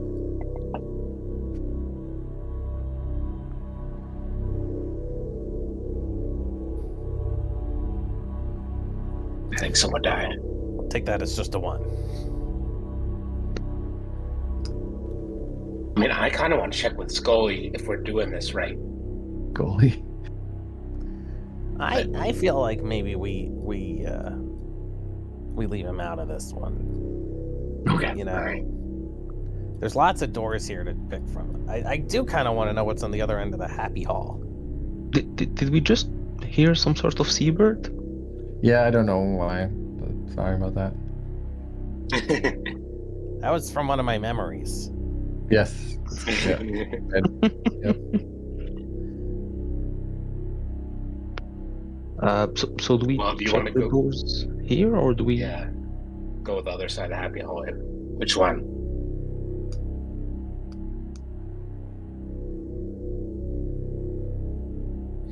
Mark? By the way, if it's not named Happy Hallway in the adventure, they did it wrong. It is called the Path of Pleasant Memories. Okay, that's pretty good. You want me to pick? Yeah. You want to go to the other side, or do we want to work this room first? I wanna see what's in the happy hallway. All right. Then we'll come back. I suppose so. There's probably I'm just- trial there. I'm just starting to get really weird vibes about all the tubes. That's all. Okay, hang on here.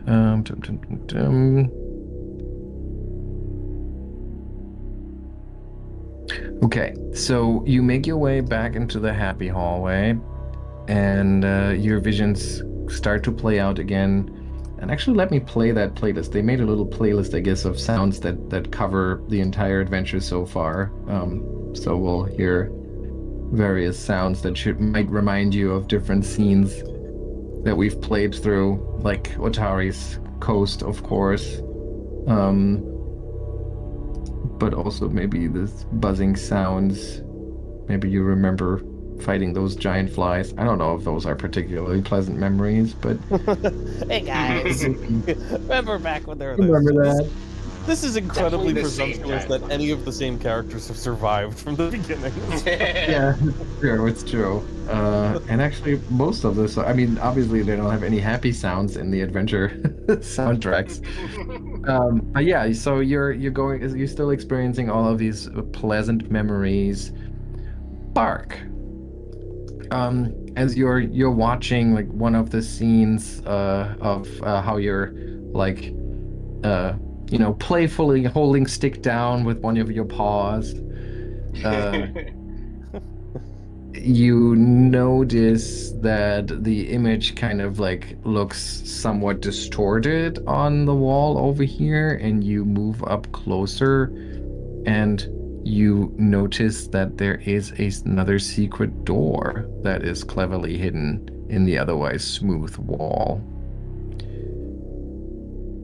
And you spot a tiny little section of the wall that's slightly darker than the surrounding stone, which you think might be a mechanism to open it. Hey, guys, the visions, they're trying to show us things. Look. And he points to the section of wall. Wherever it is. It's here. Yeah, right, of course, over here. Right.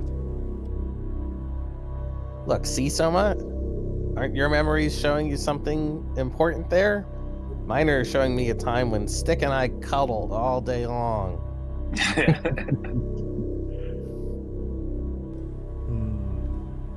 I think, this is the one where, oh man, this is way home. Our sailors come back from the successful raid filled with pillage. Damn, that takes me back. Oh, I can't describe my memory there. It's not family relevant. Not safe for work. Yeah. Are we gonna go through this secret door first? I mean, might as well see what it's about. Maybe it'll lead to more poison traps. They've treated us so well in the recent future, or recent past. You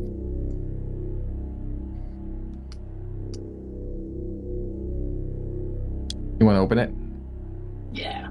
Yes. Okay. You open it, pushing that little darker stone on the wall, and this section slides open. You do notice, though, that on the far side of this, there is no visible mechanism like that, so you wonder if this might be a one-way street.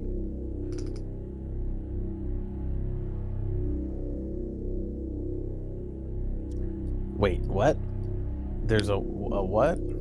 Oh, On the other side of this secret door, you do not see any mechanism to open it. So you're wondering if, once you step through this, if there might be no coming back other than breaking it down. Does it look like it would close again? I mean, you can wait for a little while, and eventually it indeed closes up after just a few rounds. Maybe we save that one, but at least we know it's here. Yeah. Did the one that we came through to get here, is that still open? That's still open, yes. I don't know if I like that. I don't know how to feel about one that closes automatically. Especially if it's behind that memory for you. So you move further west, continuing to experience all of these pleasant memories. And now I would like you all to make a will save.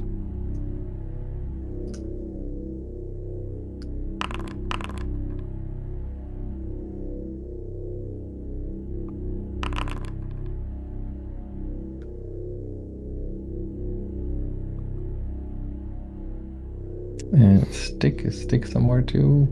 Oh, Stick needs a roll. Mm-hmm.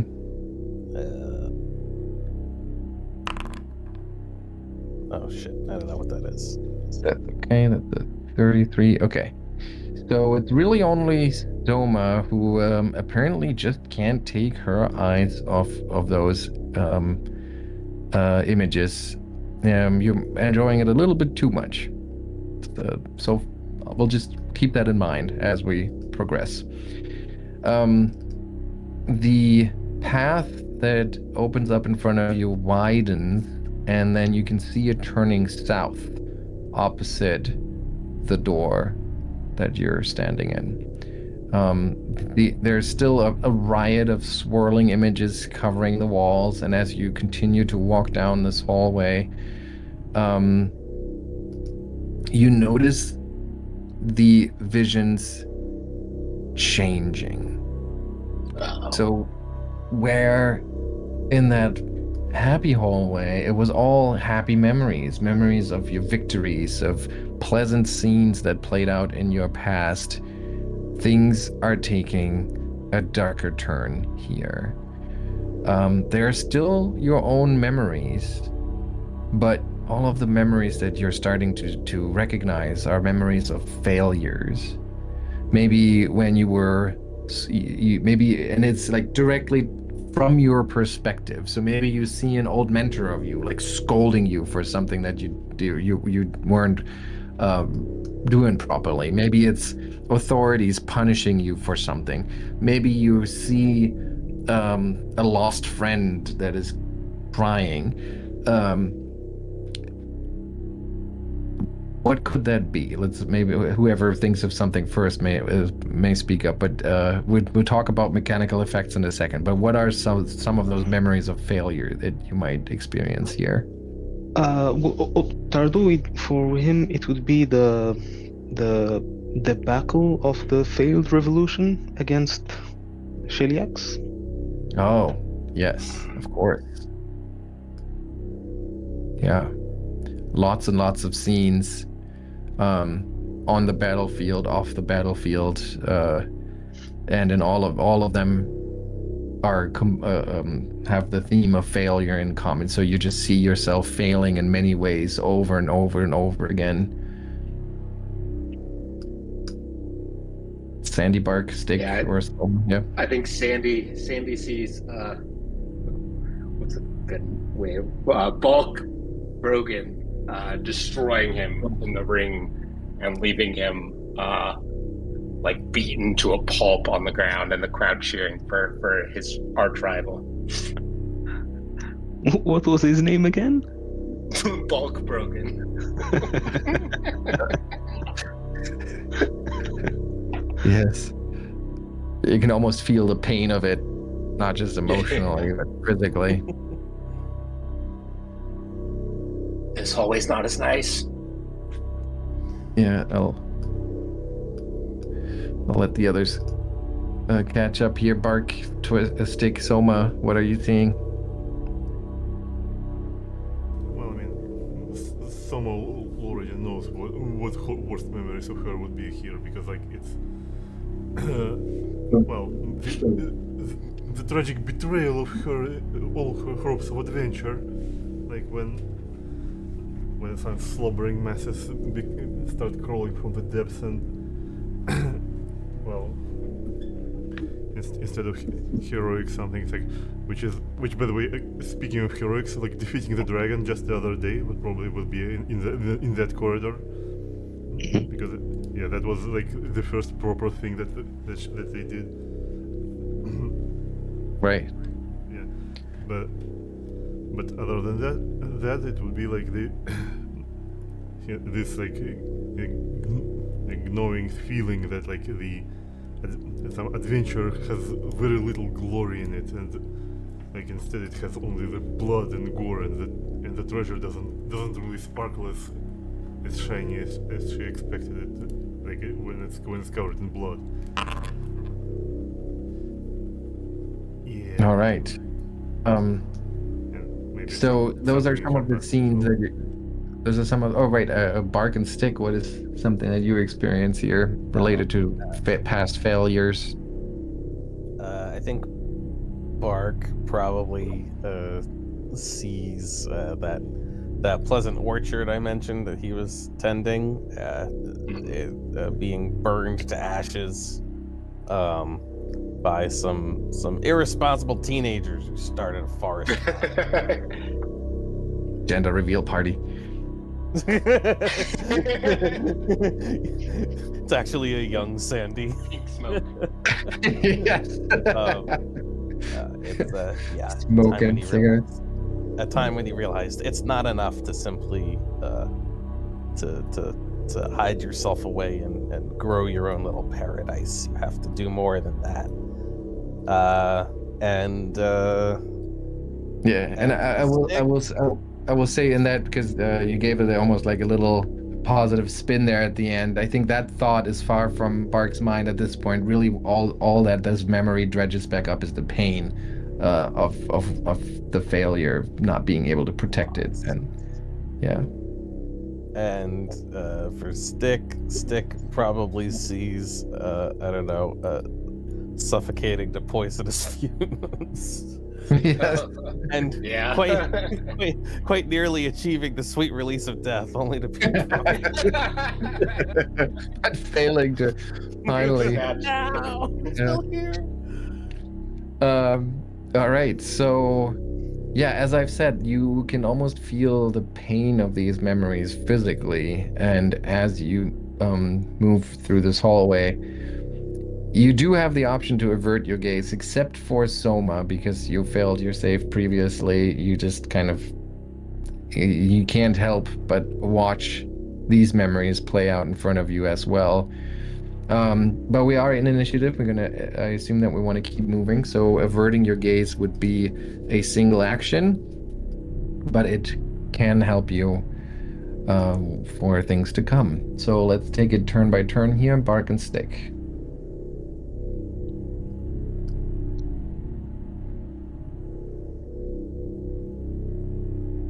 What do you want to do? Wait, I'm so sorry. I missed some of that. So, other than Souma, who got so wrapped up in her own happy memories in the previous hallway, you do have the option to avert your gaze. Souma is pretty much compelled to just take it all in. However, averting your gaze is a single action, so it would take away from your actions you could spend on moving or whatever it is else you want to do. So the corridors turns a corner over there, and yeah, so you could just continue to push through. You could fall back, whatever it is you want to do. Well, this is not a great triumph in my life, but I can't. He tries to maybe cling to a little bit of that happy memory that like it's something that drove him forward ultimately, and he's gonna try to go forward. Well, why don't we wrap that into a will save here, and then we'll see if he can hold on to that good part of it. Apparently he can't. He tries to remember how he made something good of it, but it just is so painful. So 18 points of mental damage. And as you take this damage, you hear a soft whisper. It's not a voice you would recognize. And it's directly in your head as it says, "Let me take something from you and I can stop the pain." Do you agree to let it? Bark will kind of growl deep in the back of his throat, and he'll say, "Yeah, this is some kind of... You're trying to get at me. I know you are, wherever you are." He's like looking around and sniffing the air, but his tail is kind of tucked between his legs, and he's gonna say no. All right. You do have you have more actions you can use. So can I complete my movement? Yes. Okay, so he'll come over here and see what's around the corner. I think I have one more. Yeah, 25 feet.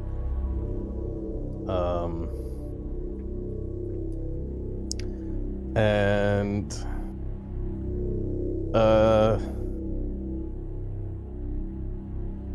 averting your gaze is an action, you said? Can he do that now, or is it too late for that? Yes. Yes. Okay, he'll like kind of squint and look down and be like, "This isn't real. I know it's not real." And he's gonna try to go further. All right. And you're trying to avert your gaze from all of those images. As you do so, just keep that in mind for the next save that I'll prompt you for. I'm trying to go there. Yeah, you can't. It's the corner is the wall is in the way. So okay, yeah, you make your way all the way over there. Averting your gaze, I would assume that it's also difficult for you to take in the room as a whole. But you do notice that the passage continues on. There are still images playing out around you. You're trying not to pay too much attention to them as you move along. How about Stick?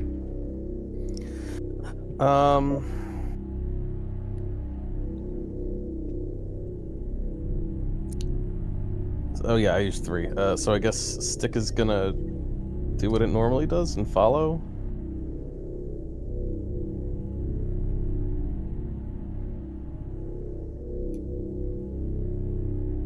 All right.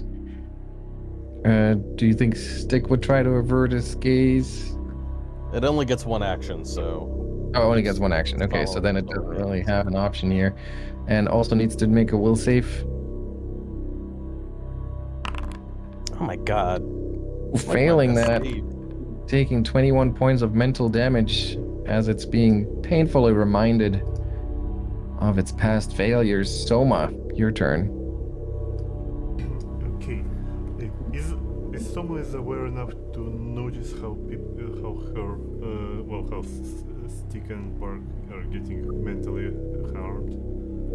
I mean, I would say it's pretty clear to you that everyone is taking this pretty hard, yeah. Okay, well, at least she will move along.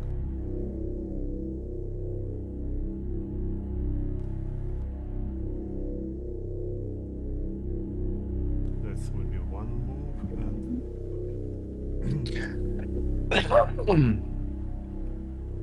well, yeah, our speed is 25.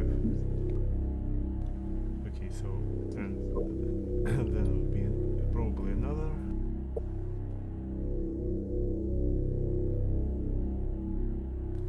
Okay. Oh, sorry. I actually misread that a little bit, so I will need another will save from you. As you see all of these scenes of your past failures play out on the walls. Maybe members of your tribe screaming at you. Okay, you take no damage.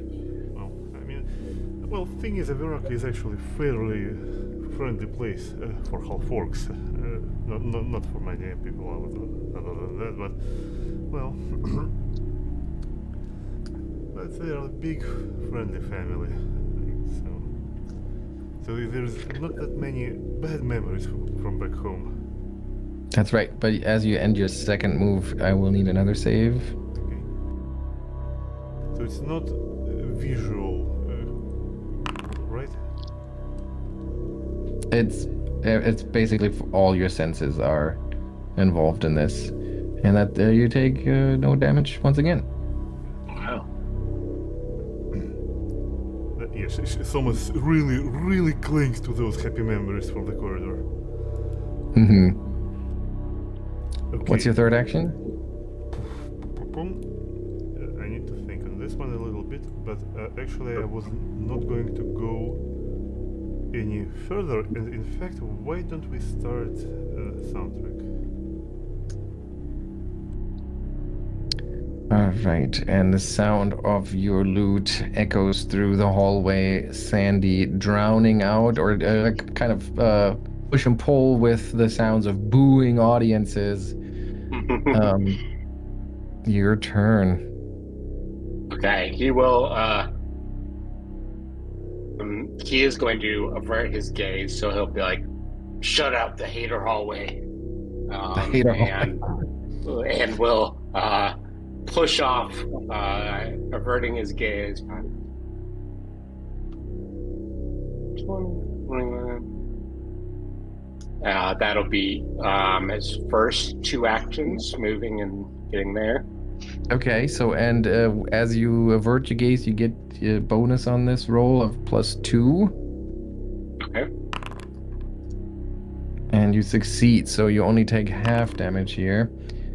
Half of this and you hear that whisper in your head as well that whispers, "Let me take something from you, and I can make this all go away."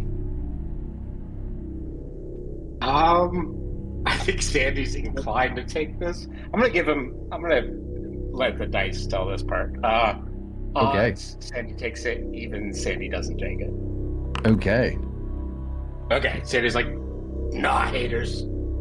And strides forward again.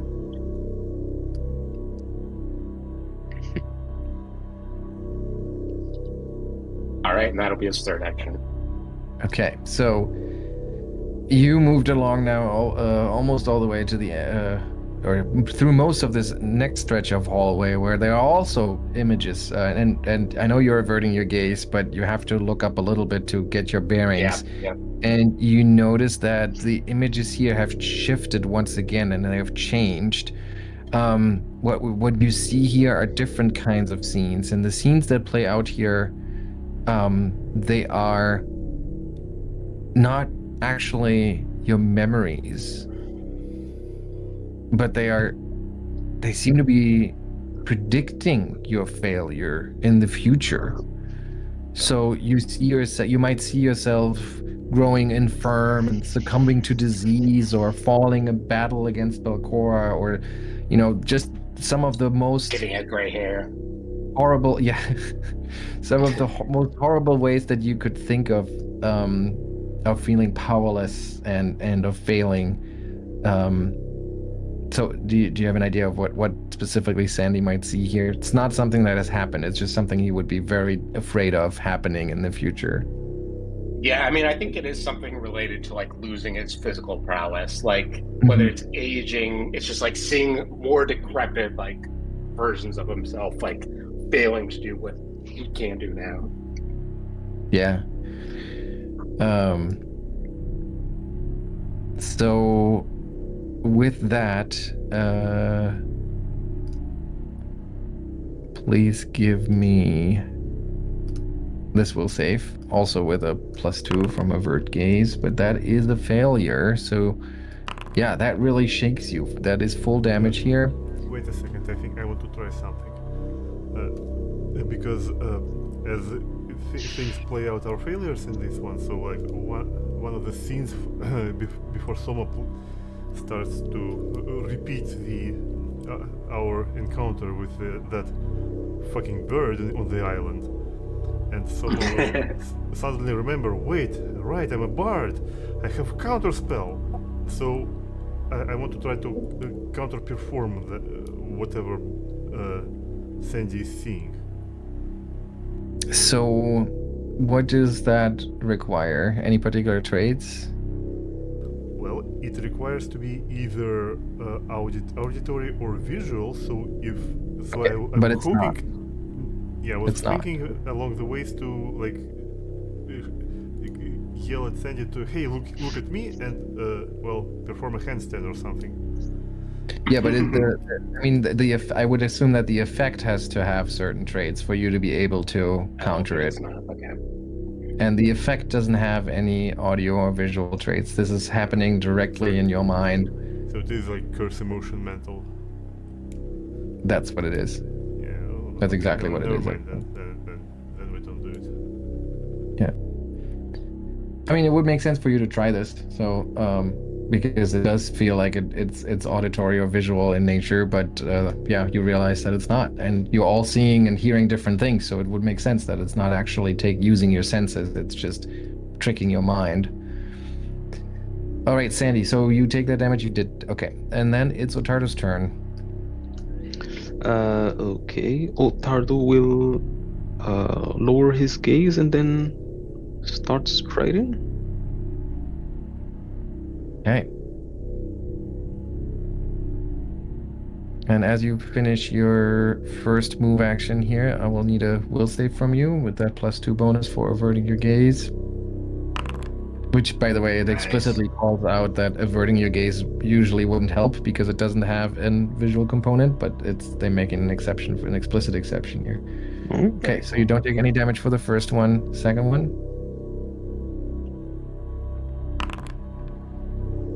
Ooh, that's a critical failure. And hold on. yes, it's just a regular failure. So you still take this amount of damage. As you two, like maybe you turn the corner and you feel like you're in the clear. You look up and you see this scene in front of you. Again, it's a prediction of the future. It's not something you actually remember, but it is so vivid, so real, as if it was a memory of something that is yet to come, predicting your future failure. What would that be for Ottardo? Given how often he mentions it, it probably would be the abomination in the area being let loose on Otari and destroying town. Okay, so yeah, so it's like you standing, maybe it's you standing on top of the Gauntlight, like looking over the surrounding area, and right next to you, the Gauntlight's beam shoots out and just leaves this wasteland, smoldering. You know, everyone you were trying to protect has died, evaporated in an instant. So that's the damage you take from that. And once again, you hear this voice. It doesn't have to be this way. Just let me take something small, and it'll all stop. What does Ottardo do? Ottardo's going to think. It's a voice in his head, right? Not Yes. a real voice. Yeah. He's going to think, what specific thing? It's I'm a lawyer, sir. You're a lawyer. That's right. That's right. Just something small. You won't miss it too much. It's like it had never been there. Yeah. No thanks. Then suffer. And the voice fades out. Bark. So I did avert my gaze last time. Yes, we keep that in mind. So this is weird. I'm averting my gaze, but I'm also trying to figure out what the hell else is in this hallway, because from here it kind of looks like nothing. Yep, yeah. Yeah, I mean, you can't avert your gaze and seek or search or whatever it is. So you would have to make a call there. Which one's more important? So I guess I'm gonna stay put this round. I will keep the gaze averted, but I will try to like fight through the mental fog and figure out what the hell's going on. If some sort of recall knowledge check would. Okay, yeah, definitely. Go for it.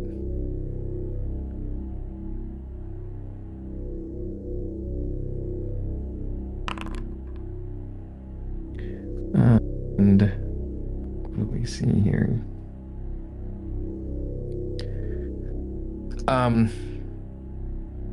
Yeah, you can come up with any good way to make this stop. I mean, this is clearly some weird way of messing with your mind, most certainly some kind of magic.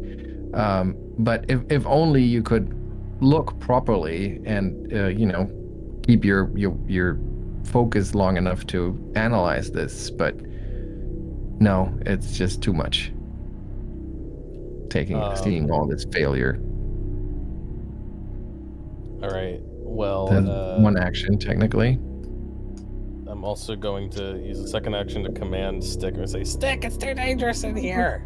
For your fragile little mind, I won't lose you again. Get out of here." And he's going to command Stick, who can then use 2 actions to leave the room. Okay.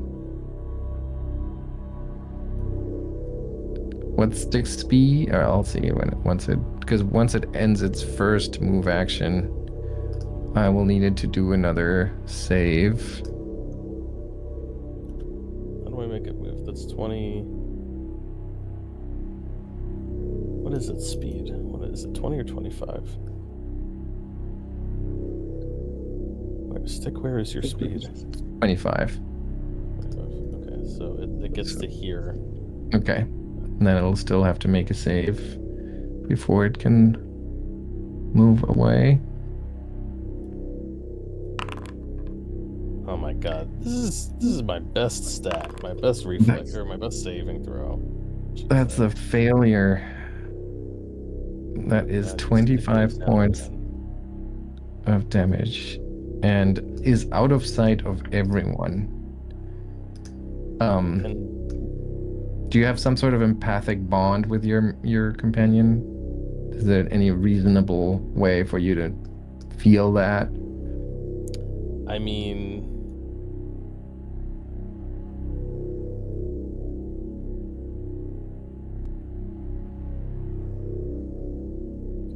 would it be a function of the companion or of me? I guess it'd be of me.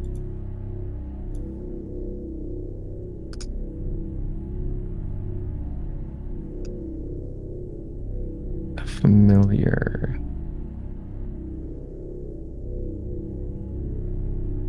Land empathy? No, that's a different thing. Leshy familiar cultivation order.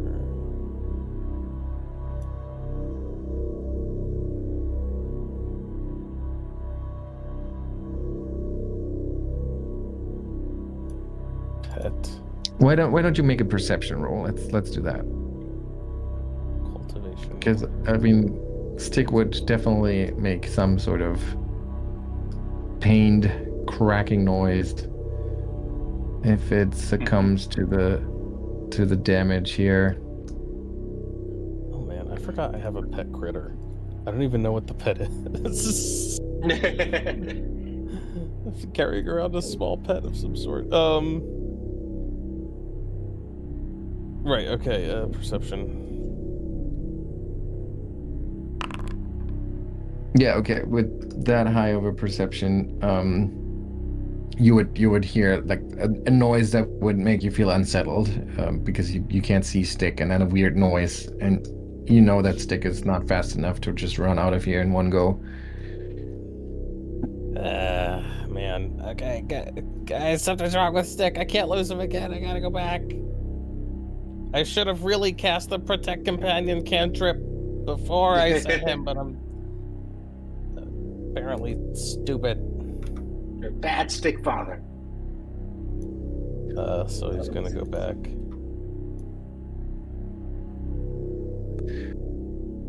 Which I guess triggers the... Correct. And technically, Avert Your Gaze doesn't carry over to the next round, but we'll keep it here for now. Doesn't even matter. Okay. I guess the biggest failure, like you're not as faced by the failures playing out on the walls, because the biggest failure you see in front of you is Stick on the floor. But you don't take any damage from the effect. Souma. Okay. Okay,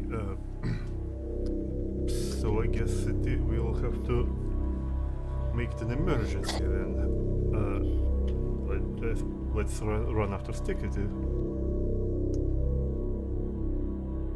Save Stick again.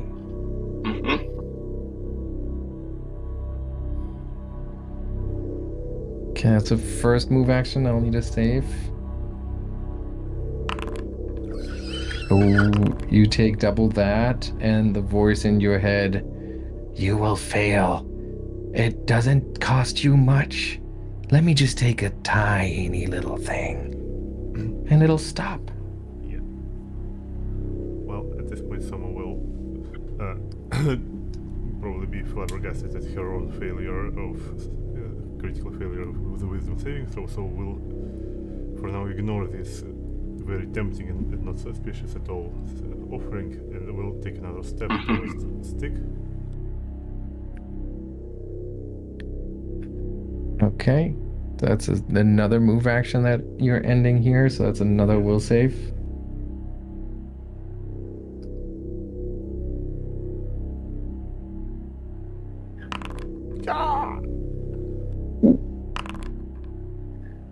You will fail and fail again.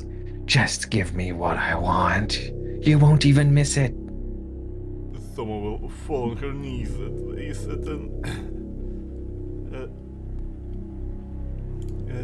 well, we'll try try to ignore it for now, even though soon she's probably gonna be joining Stick, but we'll try to battle medicine him back to health.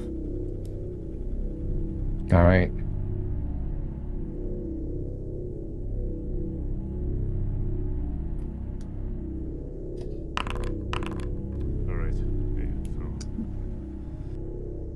That still was pretty hairy roll here for medicine.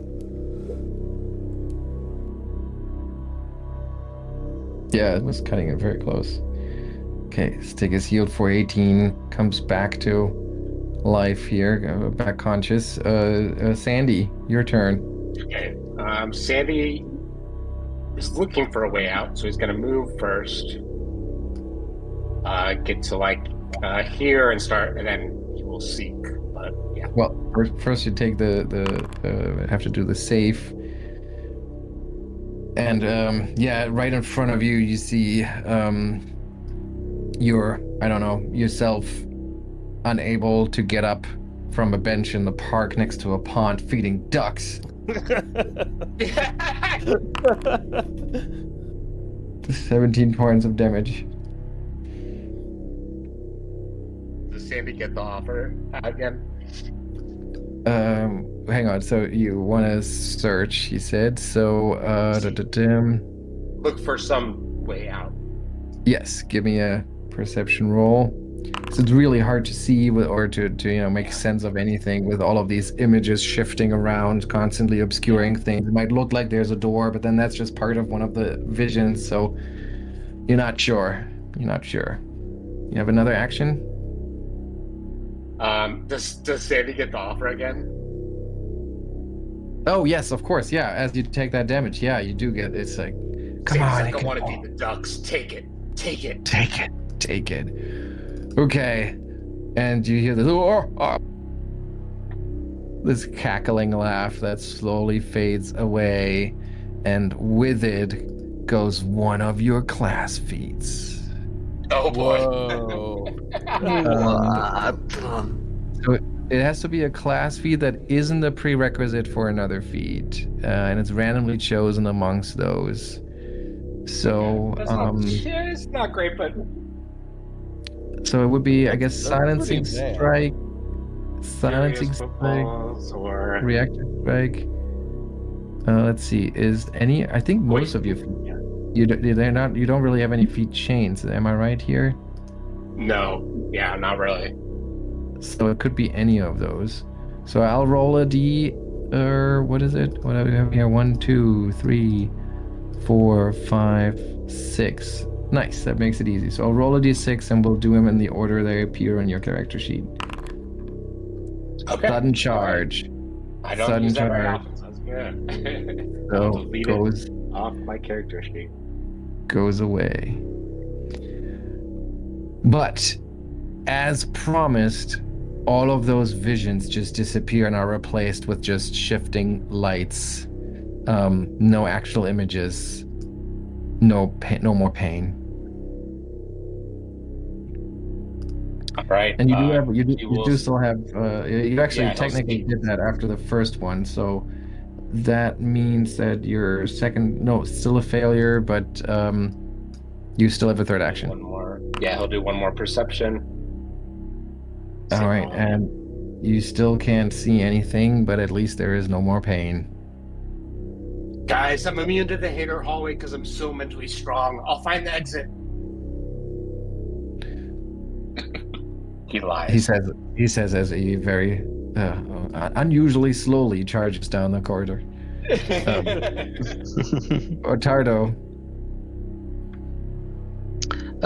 Did Ottardo hear Souma fall to her knees? Or something? Give me a perception roll, because there's a lot going on here. And there's a lot of false perceptions and illusions going on, or mental trickery going on, and you definitely hear wails and pains and maybe even Souma's voice, but those could be part of your memories, so I don't think that. Well, I guess you did notice her running away. I'll let you decide, but you have no clear evidence that she got hurt or anything like that.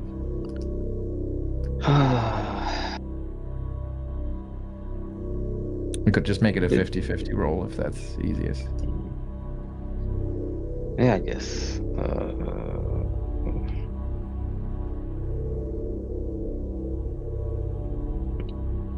On a 1, he goes back. He goes back. Okay.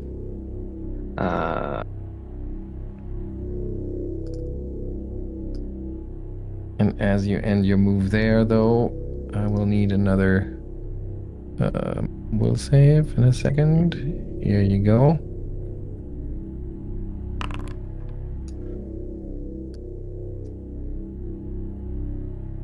And that's a failure, so you take this amount of damage, and once again the voice rings out, "Your friends will die here. Just give me what I'm asking for."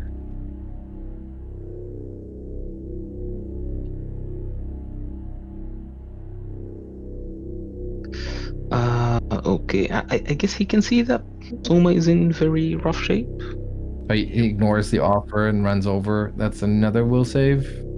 Yeah. Another failure, another 21 points of damage, and another whispered offer. That's a tiny little thing. You don't need your class feats. Well, Ottardo is going to attempt to heal Souma. Let's see. Okay, that goes through.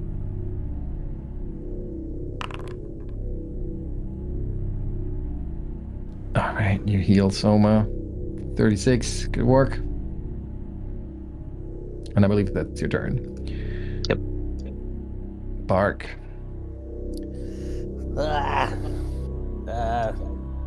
Well, I'm gonna cast Protect Companion on Stick.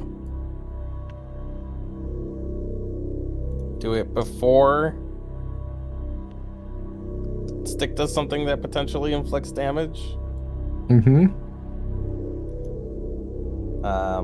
And then I'm gonna be like, Stick, go! And I'll use one action to stand up and one action to get out of the room. Okay, the standing up has the move trait though, so that will trigger the save. Oh my god. Yeah, but Stick succeeds, so that's only half damage. And I'll trigger Protect Companion, so it'll absorb 10 of that, and then I take 5. It doesn't have anything when it doesn't scale, does it? It does scale.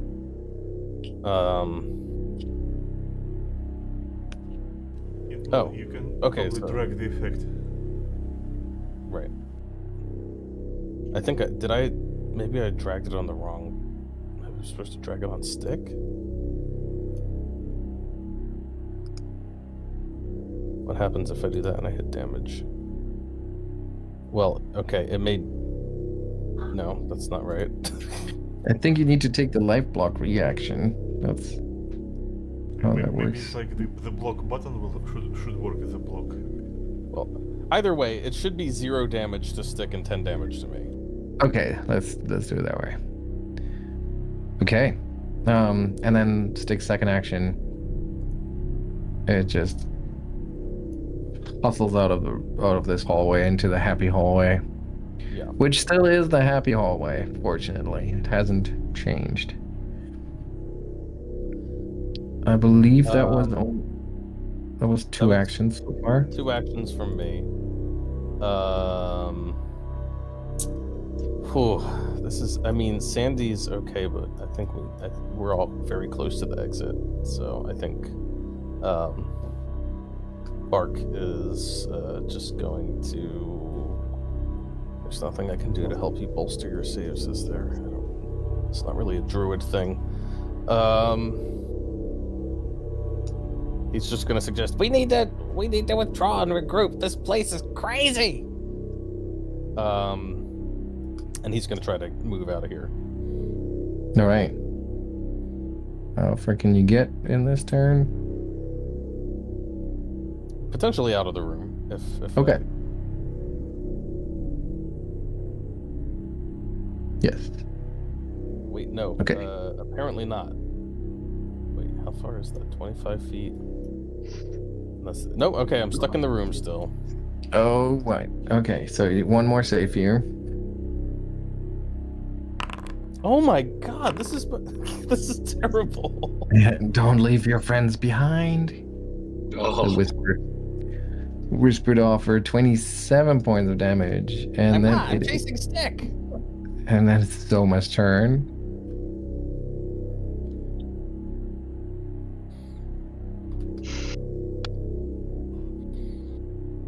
Soma.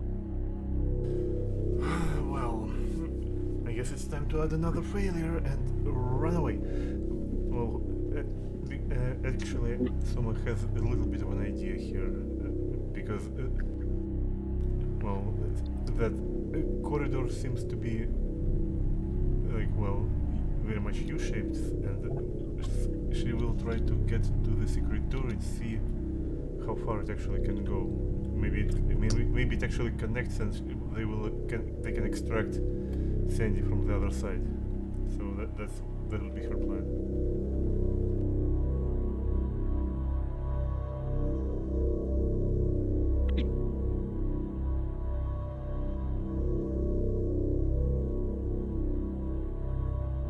Yeah, and that will be pretty much a straight line up to here, and that will be it.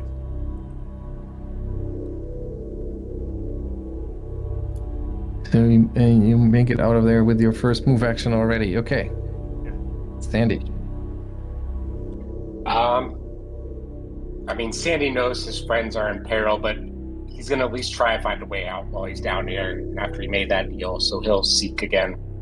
Okay. Let me give you the prompt.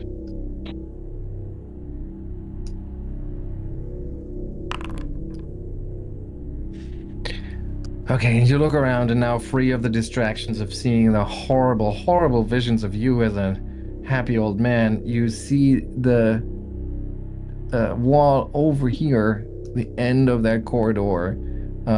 Light kind of breaks weirdly in a particular section. You think you've spotted a secret door there. Okay. And having done that, he will retreat to, with his last two actions, to try and get closer to his friends. And okay, so this is where you end your turn? Yep. Okay. Ottardo. Sorry, he'll also shout, like, I found an exit on the other side. I think Ottardo is going to head for the safety of the nice hallway. Yeah, that makes sense. I assume he has to make a save for his first stride. Oh, so that's where your first stride ends? Yes. Yeah.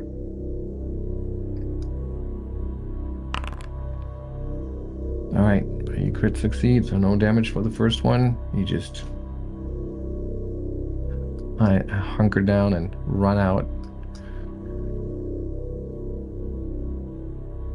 Second stride, third action. He'll just stride further into the corridor. Even further. Okay. Bark. I mean, yeah, I guess I'll just avert my gaze and then step or stride. Okay. Or whatever. All right, you avert your gaze entirely, so you're not even really looking at the happy memories here, and you make your way out of the hallway, of the hater hallway. I'm just gonna skip ahead to Sandy here because he's the last one in there. Yeah, he will. Yeah, because as you walk around that hallway, actually those images are still showing you memories of your previous so it's failures. 2. Okay, I thought so. So this still hits hard as you turn the corner here. Maybe it hits you a little unprepared because you thought you had given up what it asked you to give up. Still, you take 25 points of damage, and the voice comes up again and says, you know my word is good. Just give me one more thing. No. Fuck the haters.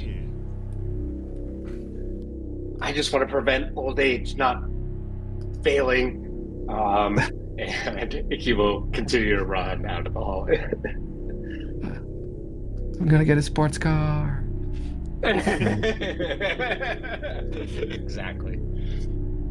Okay, and you run out of the hallway, I would assume slamming the door shut behind you. Yes. And you just catch your breath, surrounded by the happy memories. You just like your heads are probably going, your thoughts are racing, your heads are going back to all of these terrible memories that it showed you of your own failures, the predictions of how you will fail in the future, and you're all just kind of looking at each other there for a few seconds. And it takes a moment to sink in that, okay, you made it out of there. And that's where we'll end it for today. That was rough. Alright.